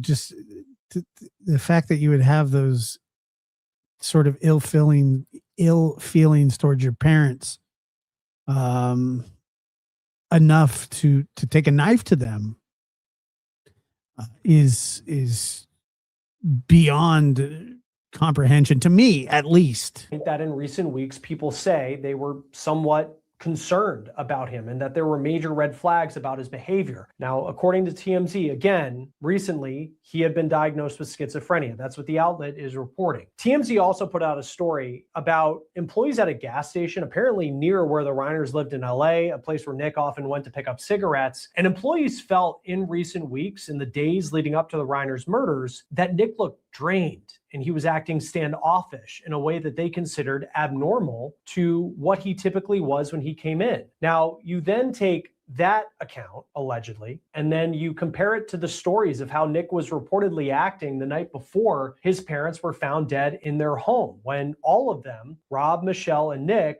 went to reportedly a holiday party at Conan O'Brien's, where Nick was said to be walking around the party, demanding to know whether partygoers were famous, reportedly making people feel very uncomfortable. This is according to The Hollywood Reporter. Some people actually thought at that party that Nick was someone who had wandered in from the street. They didn't know who he was. Now, The Hollywood Reporter also says that Rob Reiner had asked Conan if Nick could come with him to the party. And you have to wonder just how worried the Reiners were about Nick's mental health, about the substance. By the way, being a parent and trying to set your child right when you have all the tools in the world to pull from. And I got to tell you that, you know, you could send him to the best rehabs and you could send him to the best counselors. You have all these resources available to you. Money is not an object that is of issue. And then you still can't help your child, and you still feel them slipping away from you. And they have these hostile feelings. I just have never. It's unimaginable. Abuse issues that he had been struggling with. And Nick's behavior at that party was apparently so disturbing that Rob and Nick ended up getting into a massive argument, according to TMZ, that many people saw at this party. Hours later, police say Nick killed Rob and Michelle with a knife, allegedly stabbing them multiple times. Today, I'm here to announce that our office will be filing charges against Nick Reiner, who is accused of killing his parents, actor-director Rob Reiner, and photographer-producer Michelle Singer Reiner. Now, that is the moment the district attorney for Los Angeles announced the charges that Nick is now facing. And that brings us to the argument that prosecutors are making that Nick committed first-degree murder. Now, it's unclear what specific evidence prosecutors have that truly links Nick to the killings of his parents. What? I mean, didn't he? I thought he pleaded. Isn't he going to plead insanity? DA said that a knife is believed to be the murder weapon, but the DA wouldn't confirm whether they actually have that weapon. I spoke to criminal defense attorney Natalie Whittingham-Burrell about what prosecutors may have to prove when it comes to first-degree murder, and this is what she told me. We also know there is reportedly more than one scene linked to the murders. At 4 o'clock Sunday morning, so hours after the family left this holiday party at Conan O'Brien's, Nick checked into a hotel in Santa Monica, which is about 4 miles from his parents' house. The next morning, it hasn't been entered yet, but that's what the plea is going to be. Is that what I'm? Staff found the room covered in blood. This is according to TMZ. The outlet also said that Nick looked, quote, tweaked out when he checked in with a credit card. They do mention that he didn't seem to show any signs of having been in a physical altercation when he arrived at the hotel. Nick's parents' bodies were found around 3:30 in the afternoon on Sunday. This was reportedly after a massage therapist couldn't get access to the property per local media. And it's been reported that Romy Reiner, Nick's sister, found what had happened, but she only thought that her dad had been killed. People reports that she was told by first responders that her mom had also lost her life. I spoke this week with professor of applied forensics at Jacksonville State University, Rob Reiner. Joseph Scott Morgan, about what evidence collected from the scene may tell investigators about what potentially happened. And just as a warning, the reality of what happened is believed to be incredibly gruesome. Listen to this. Chris, that's up close and personal. You know, it's not like you can do this at arm's length. Okay. You have to be in this individual space, and you have to have a will to do this. This takes a tremendous amount of energy. All we have to do is look at Idaho, for instance, and any number of other cases involving edged weapons. It takes sustained attacking. It also takes, well, I don't know how to paint this. It also, to me, anytime I see this, and particularly when you're talking about multiple, you think of a maniacal person that's doing this, because one of the terms that we apply in death investigation to a knife attack where you have multiple injuries is actually overkill. And I'm not saying that that's what this is. It sounds like it, because we're getting reports that, the big thing has been like, throats have been cut. Well, they didn't say that, in the release. That's speculative. However, it's certainly plausible. And then and that's a slice or an incised wound. Then you have stab wounds. So there's two separate types of sharp force injuries that you can have. There's one other one that's called puncture wounds, but it's not related to this, not like with an edged weapon. So I think about stabbing. Stabbing is deeper than long in relative to the injury, and slicing or incising is longer, but it's more shallow. Okay. So let's just go with this idea that if throats were cut, and I've seen this over and over again, you have to have a victim that is in a kind of assured position where they're up against a surface and you can apply weight, pressure, and drag the leading edge of that blade across the neck. I'm not saying that it's not possible, like in Hollywood, where you have some kind of slasher movie where somebody will come out of the dark and just slash somebody's throat. I guess that's possible. Most of the time, there has to be a considerable amount of force that is applied. You have to have the person pressed or anchored against something and then pressed down. That's what makes this all the more horrific. About 6 hours after the bodies were found, Nick was arrested roughly 15 miles inland from his parents' house near the campus of USC. There's surveillance video first obtained by NBCLA that shows Nick at a gas station buying what looks like some kind of sports drink. And then he walks outside the gas station across the street, and that is when officers move in for the arrest. Now, Nick's battle with addiction, it has been incredibly public, but it's still unclear whether he was under the influence of anything the night that he is accused of killing his mom and dad. He has hired a famous and who we believe to be very expensive defense attorney, Alan Jackson. He is the same attorney who defended Kevin Spacey and, of course, Karen Reed in her case where she was accused of killing her Boston police officer boyfriend, John O'Keefe. Jackson was able to get a not guilty verdict in the Reed case. The type of legal defense that comes with Alan Jackson, it's not cheap. He once told Vanity Fair that the tab for both of Karen Reed's trials, it was more than $10 million. Wow, for what? Now, he said that he didn't charge her full price. It is That's nice of him. unclear what Nick Reiner actually did for work. He wrote a movie. Look, if anybody wants me to represent them in like some sort of, I don't know, non-legal entity, I'll give you a deal. With his dad that his dad directed called Being Charlie that came out around 2015, but it doesn't seem like he really did much after that professionally, at least in the world of show business. We did $10 million. find this YouTube video from Nick that was posted 9 years ago where maybe $10 million, but I didn't charge her the full 10. So then it wasn't $10 million, you ass. he's trying to create a character to get into acting.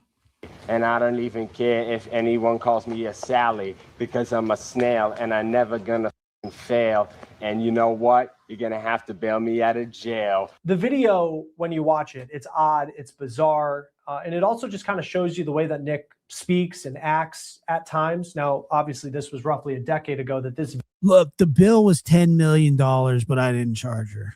video was posted, and still, we don't know much about whether Nick was Right, because Karen Reed has $10 million. under the influence of anything at the time that he allegedly killed his parents, or now with this TMZ report out about Oh my God, this shit's gonna drag the estate, all this shit. I don't know, man. This is such a mess. schizophrenia. First off, whether that is officially true, but then at the same time, did that play allegedly any sort of factor into the murder of his parents? Another big question is, how could Nick afford someone like Alan Jackson, a very expensive lawyer, and a defense that could go on for more than a year, and a defense that could be very expensive when you think of the experts and the amount of detail that will need to go. Here's Otis. Say hi. Say Merry Christmas, everybody. Say hi. Say hi, everybody.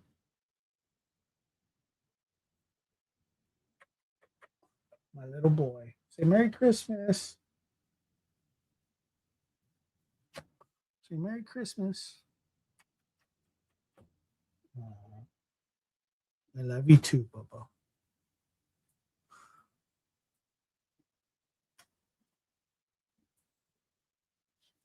He's so sweet. So sweet. What's wrong? What's wrong?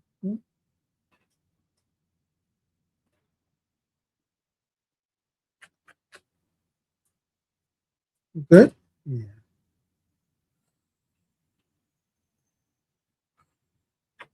All right, we got to keep playing this. Into defending him in what will be an incredibly high-profile case. Now, California has a law called the Slayer Statute, and that stops anyone who's convicted of killing someone from getting money from that person's estate. The New York Post reports that the Reiner's estate, it could be worth $200 million. The New York Post is also reporting that Nick's siblings, maybe they have allowed the estate to fund the defense in an effort to make sure that their brother has an adequate lawyer. That is not clear. That is just a theory that was put out by the New York Post. Nick's siblings did not mention him in their statement that they released to the public that read in part, per CBS News, quote, "Words cannot even begin to describe the unimaginable pain we are experiencing every moment of the day. The horrific and devastating loss of our parents, Rob and Michelle Reiner, is something that no one should ever experience. They weren't just our parents, they were our best friends." Nick has yet to enter a plea to the charges. In court this week, Alan Jackson, his high-powered attorney, told the court that he needed more time before an official arraignment. Nick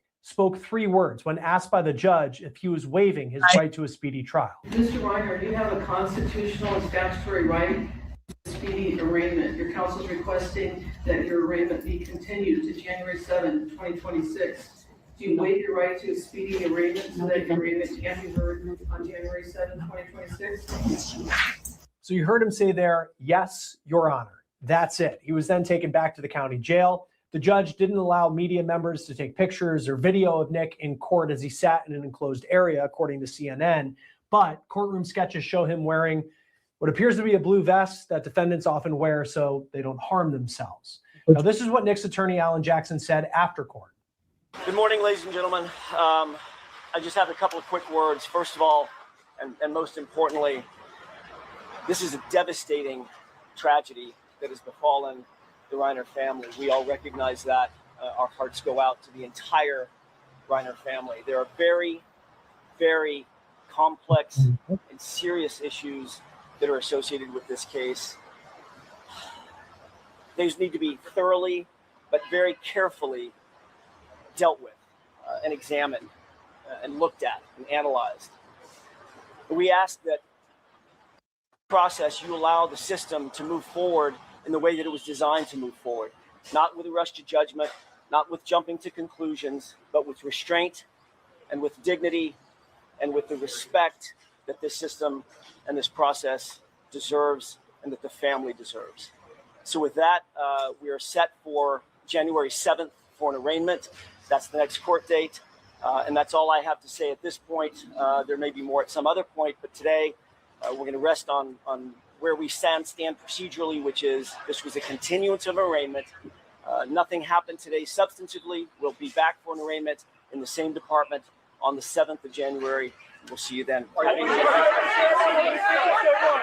Joining us now to talk more about what Nick Reiner's defense could look like is Natalie Whittingham-Burrell, criminal defense attorney. Thank you for taking the time to be with us here on Law and Crime.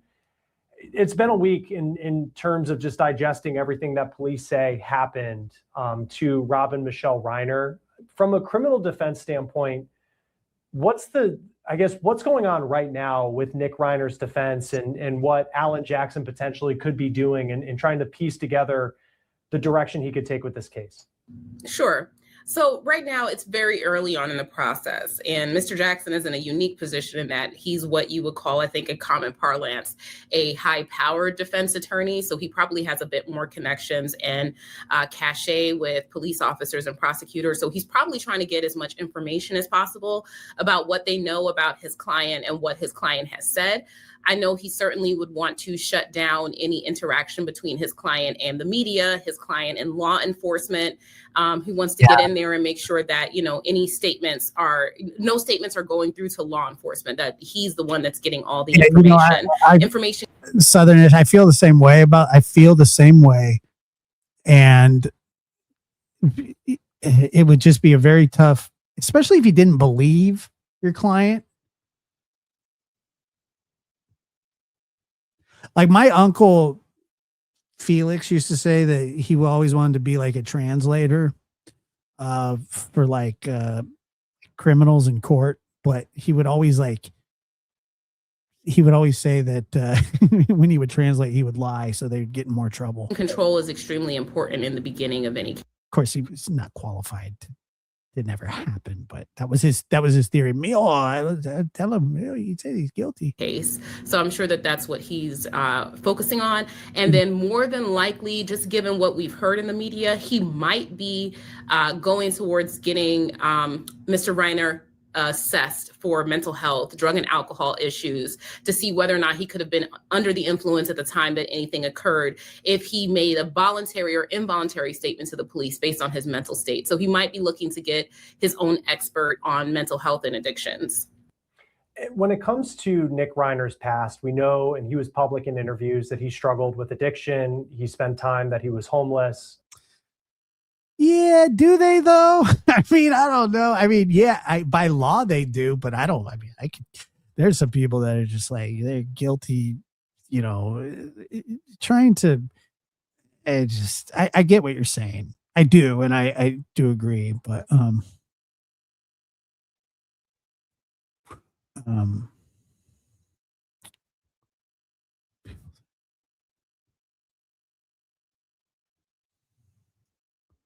and it goes back to when he was a young teenager that he was struggling with addiction. And then, of course, there's just been a ton of stories and anecdotes in the media that have come out, questions about his mental health.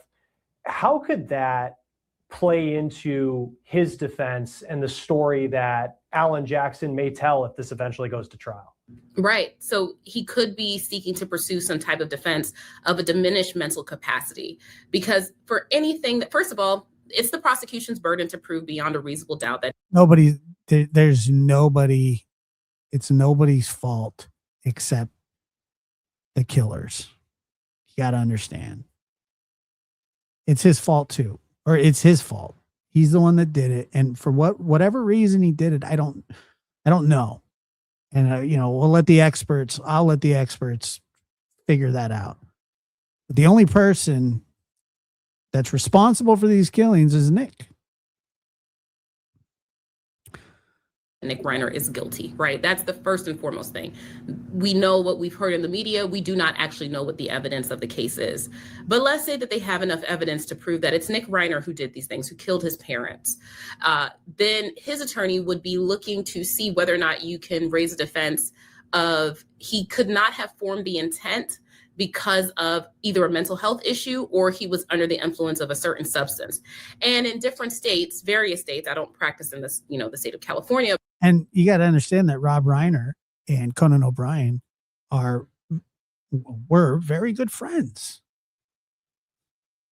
But in various states where these things do occur, there are ways in which you can put forth an insanity defense. In various states, there are ways in which you can mitigate down a first-degree murder down to a second-degree murder or a manslaughter, greatly diminishing the amount of time that your client is looking at in prison if you can show that at the time of the offense, they could not form the requisite mens rea, meaning that they could not completely understand what they were doing, or they did not have the intent to kill, but they were under the distress of being either intoxicated voluntarily or having some type of mental health problem. So that's why I do think that this is what his attorney would be looking at right now. What goes into the decision and there's a long way to go. I mean, if this eventually goes to trial, I mean, we could be, in 2027 knowing all the steps that are going on, but what goes into the decision that Alan Jackson may have to make of that this case may not be about who did it, but why it happened. And look, I don't know. I don't know. Yeah, look, I don't know this. Alan, I don't know. I just don't like criminal defense attorneys like him that much, but he's good at what he does.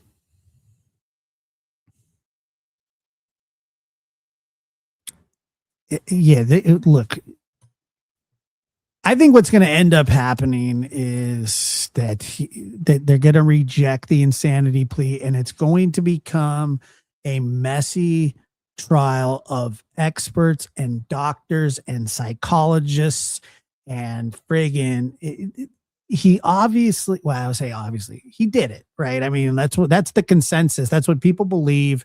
If he's going to enter an insanity plea, then he's pleading, yeah, I did this, but I wasn't in my right mind, whatever that however that happens. But what's going to end up happening, it's going to be a mess of experts. And then they're going to say, well, this doctor should have done this and this doctor should have done that. You must have to go to it. It's going to be. I guess what goes into that decision, and then typically how far along in the process is that strategy decision made by a defense attorney? Yeah. So it just depends on each individual case, right? So some cases, you get the case. The defense is going to hire an expert. The prosecution is going to hire an expert. And then the jury's going to get confused because they're not experts. And then there's going to be some bullshit weird thing that happens, and I don't know. I've just seen this happen before. It's on video, or you get the case and all things are pointing to your guy did this. That does not mean that as a defense attorney, you just give up and you say, oh, we'll just take whatever the prosecution gives us. And also, I mean, that picture is like, that's a darling photo, to be honest with you. I'm sitting here wearing a Santa hat, but attorney, you just give up and you say, oh, we'll just take whatever the prosecution gives us. And also, you have to take into account that if your client is competent, which I don't know if he's competent or not, but if your client is competent and can make their own decisions, do they want to take a plea? Do they want to just lay down and take whatever it is that the prosecution is offering? Maybe not. So then that is what would drive you towards going to trial. And then, as you said, there could be some mitigating circumstances around it that would make it so that a jury might think, there was some type of justification here. There was some type of mitigation here. There was something that was a force on the person, like their mental health, like drug or alcohol, that would make it so that they committed this crime, but they didn't really have the intent to commit this crime. And if you think you can get that out of a case where it looks like all hope is lost, you might as well take it to trial. That's a lot of the times that's the calculation that we're making, because I'm a homicide defense attorney. In homicide cases is, listen, this plea homicide defense offer is really, really terrible. We might as well just take it to trial and see what we can get out of the jury. And we've seen that with a lot of the times these prosecutors overcharge. They want to be like this. We're going after lock, stock, and barrel. We're going after them. And they don't have the evidence to do it. You know, I mean, first degree murder, that is a very high standard of proof, a very high standard of proof. And people walk because of that. Casey Anthony, case in point. Alan Jackson to great effect. I would say with Karen Reed. Casey Anthony should have never walked. They may have not been able to get her with first degree or second degree, but they could have found her responsible for the death of her daughter. Because she was. They had a terrible plea offer for her. They couldn't prove how Kaylee died. They couldn't prove it was murder. For what it is, the evidence that they had. I don't get that. If you don't have the evidence, why overcharge? Because of the public outrage. They're like, I can't believe this happened in our community. We promise we're gonna get them for first degree murder. And they overcharge all the time. And he pushed it and he pushed it and he pushed it and he dug and he dug and he dug. Arrogant prosecutors who think that they know that they can prove beyond a reasonable doubt. They do it all the time. It happens all over the country all the time. And he got it to the point where the general public and probably the jury was questioning, well, what really happened here? And then they go, well, but you know, how about we go with, we'll take first degree off. how about, if you take a plea deal for like second degree murder or, manslaughter or whatever. And then, if you get a good defense attorney, you go, nah, well, we're going to stay. We'll take our chances. And then they walk. Happens all the time. What looked like such an open and shut case at the very outset, she was driving that car, right? She did leave from the scene. She must have hit him. Wait, maybe there's something else afoot. Maybe there's something nefarious happening. So there is always a benefit to. Yeah, let's make a deal. And then, like I said, what are you doing? Hey, what are you doing? You're being a pain is what you're doing. Trying to see what you can push for when you're in a position where there's a dead body, right? It's not always to your benefit to just take whatever offer comes from the state. And on the note of Alan Jackson, because I'm just, especially after Karen Reed, like just kind of fascinated with the way that he just is in a courtroom and the way he tells a story. And he just seems to have this charisma that is incredibly unique. And that's why he's as successful as he is, and probably why in LA, if you're in trouble, he's one of the first people that you want to call. But as a criminal defense attorney yourself, what does he do that has made him so successful? He prepares. And that is something I think that is it's plays second fiddle in the public mind to his courtroom performance. His courtroom performance is excellent, right? He has a great courtroom presentation. But he could not have had that without preparedness, especially with the Karen Reed case. The amount of investigation that they put into that is bar none. He and the defense team. And I would imagine that he would bring that same type of preparedness and investigation to this case. I do not anticipate that Alan Jackson would just accept the prosecution's version of events. I would expect that he would do his own investigation into the relationship within the Reiner family, whatever other issues were going on in Nick Reiner's life. They would do that. That's how I see that. Like they would look into who he was, what was happening with him. They might, break it down from the moment he was born until the moment this event occurred, to see what the surrounding circumstances were, to see how much they can mitigate this case. That is what leads to such a competent courtroom performance. So while I am also impressed by his confidence in the courtroom, his way to wield the spoken word, that comes from preparedness, and that's what he brings to the table.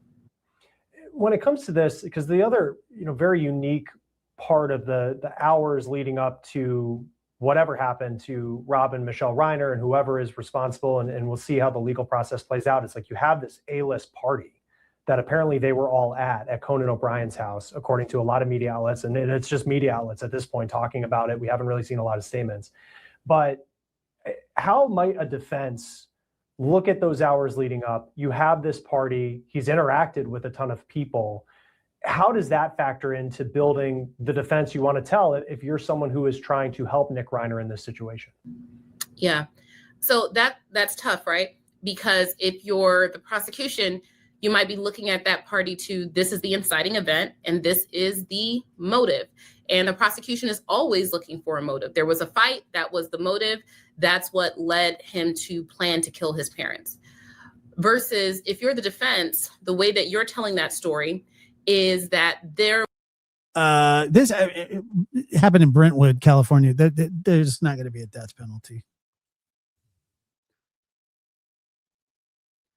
If Scott Peterson didn't get the death penalty, or if Scott Peterson got the death penalty taken away, everybody does. Was, discord within the family.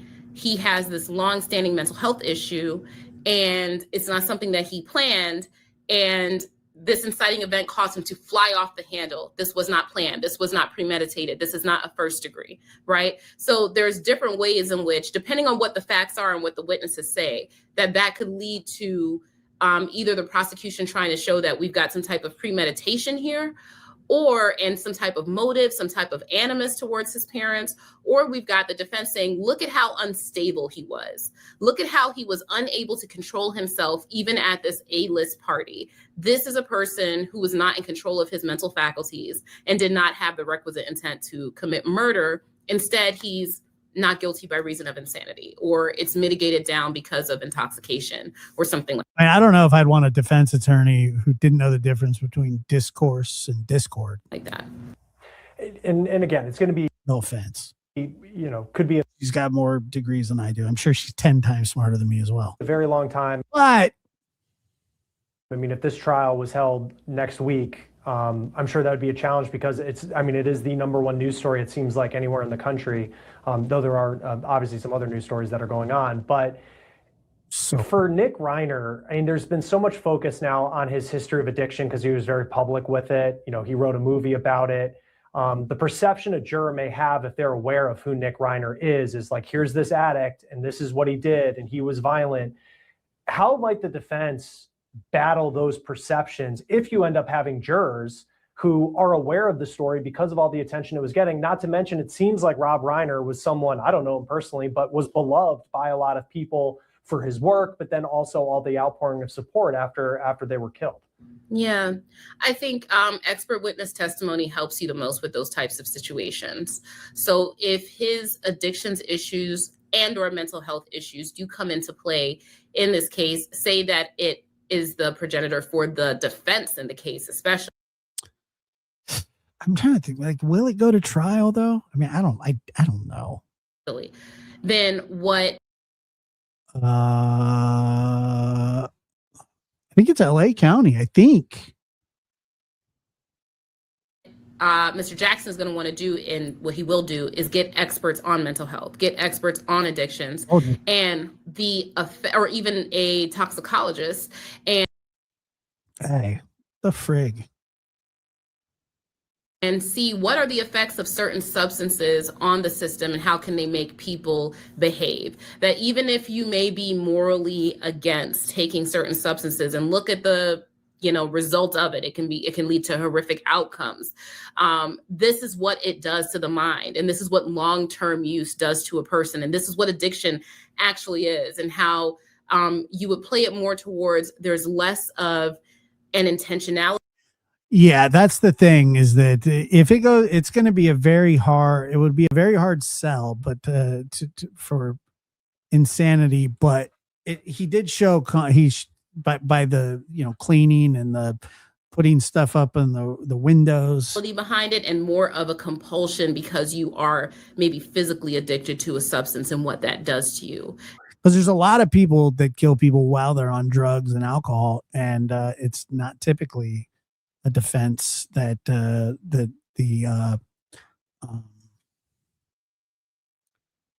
it's just typically not a defense that the court allows.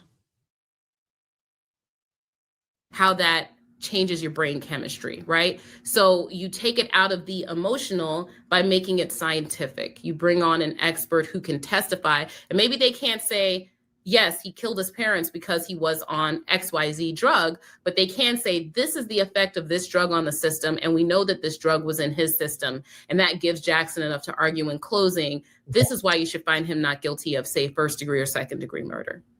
And for him being charged with first-degree murder and prosecutors believing that this was premeditated, that it was, does that necessarily mean it wasn't a spur-of-the-moment event? Because you think of like someone planning a murder, it's like, here's the the hit list that somebody has and they're going to do it. I mean, when it's first degree murder, what exactly does the prosecution need to prove compared to second degree?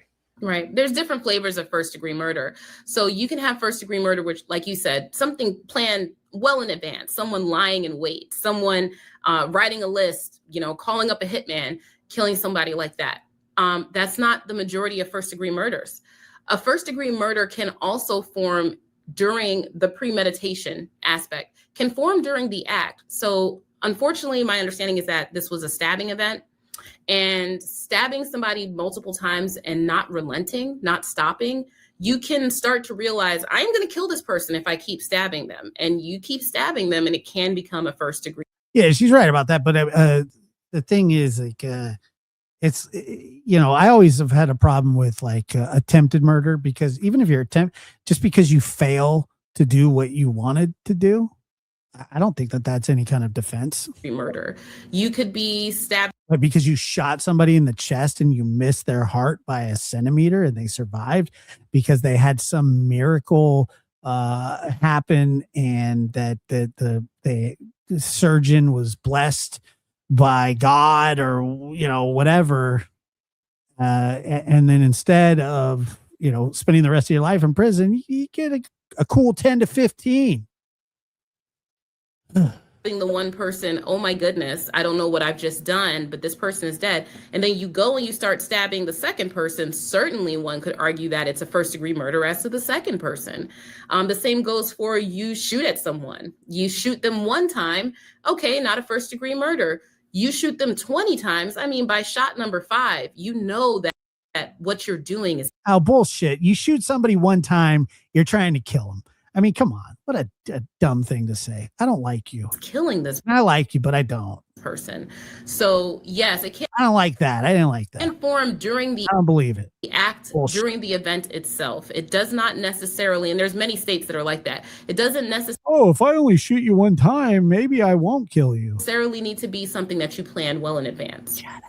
And then when it comes to, and the only people that know what this conversation was like likely is Alan Jackson and Nick Reiner. I'm sure you're a lovely person. I'm just saying, I didn't like that. I didn't like it. But as someone who, oh, if I only shoot you one time, you'll survive. But if I shoot, there's been people that have been shot 20 times and didn't die. Who is a criminal defense attorney when it comes to homicides yourself? I mean, what is the initial conversation like? You have this client who is in jail. I don't know what Nick Reiner's mental state was, and all of that. But I guess what is the conversation like? What are the questions during that initial conversation that Alan Jackson is likely asking Nick Reiner? Right. I don't know his particular approach, but I know for myself and many of my colleagues, the initial approach is usually one of getting to know your client, assessing where they are mentally right now, especially so close to the event itself. We are within days of the killing of his parents. And so what you really want to get to is, number one, who are you? Number two, are you understanding me? Right. And that's, your I think 50 was shot 9 times, but point well taken. Just getting, like, you're asking questions, you're getting recall back, trying to see if they remember the things that you spoke about previously, getting some of that life history from the client. I don't, in the first visit, and many of my colleagues do not, start off with tell me what really happened, right? Because honestly, right now, that is not your concern. It's not. It's not. Not at this particular moment. Right now, what you want to do is you want to put a lid on all the information leaking out. You want to make sure that no one's getting information from your client that could be harmful to them. And you're trying to look, I don't actually care what happened, but let's just, were you going to shoot him once or 20 times? Get as much information gathering from the prosecution. You're trying to find out what they have as much as possible. Now, if your client is volunteering to you, I didn't do it, or oh my goodness, I was this, I was that, then of course you're going to go into that.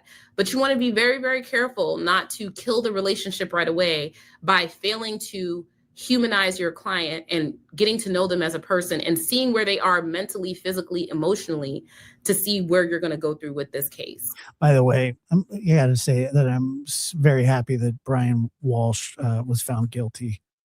And I hope he meets a wonderful man in prison and lives happily ever after. And then the facts themselves lend themselves to, he needs to get a mental health professional in to assess him as soon as possible. And he has the ability to do so and the resources. So he should be doing that right away. Yeah, and we'll see what happens next. Just such a tragic case out of Los Angeles. He'll be back in court on January 7th. Natalie Whittingham-Burrell, criminal defense attorney. Thank you for taking the time to be with us here on Long Time. We appreciate it. Thank you. Thank you. You're welcome. You're welcome, Natalie. All right, guys, that's it for me tonight. I appreciate you being here. I hope I gave you a distraction or something. I don't know.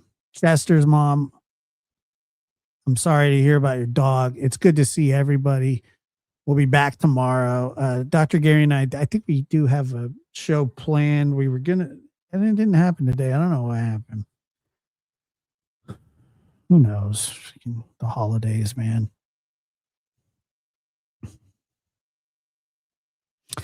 Merry Christmas, everybody.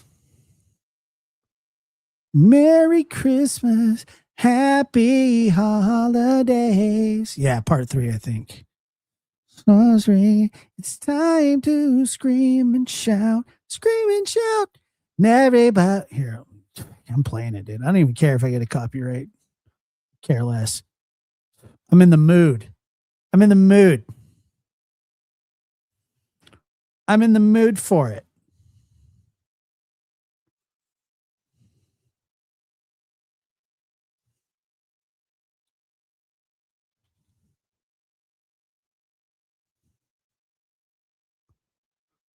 I don't even care.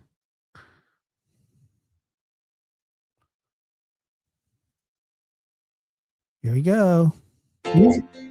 music's not being played. Merry Christmas, happy holiday.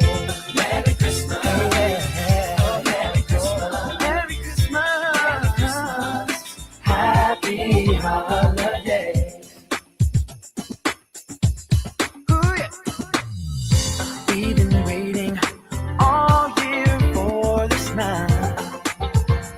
When the snow is glistening on the trees outside, and all the stockings are hung by the fireside, waiting for Santa to arrive. And all the love will show, 'cause everybody knows it's Christmas time, and all the kids will see the gifts under the tree. It's the best time of year for the family. It's a wonderful feeling. Hey, yeah, yeah. The room from the floor to the ceiling. It's that time of year. Christmas time is here. And with the blessings from above, God sends you his love. And everything's okay. Merry Christmas, happy holiday. Oh yeah. Merry Christmas. Merry Christmas. Happy holiday.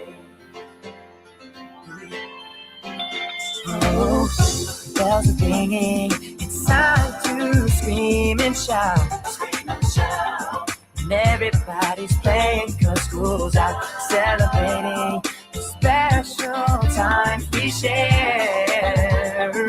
Happiness 'cause love is in the air. And all the love will show, 'cause everybody knows it's Christmas time, and all the kids will see the gifts under the tree.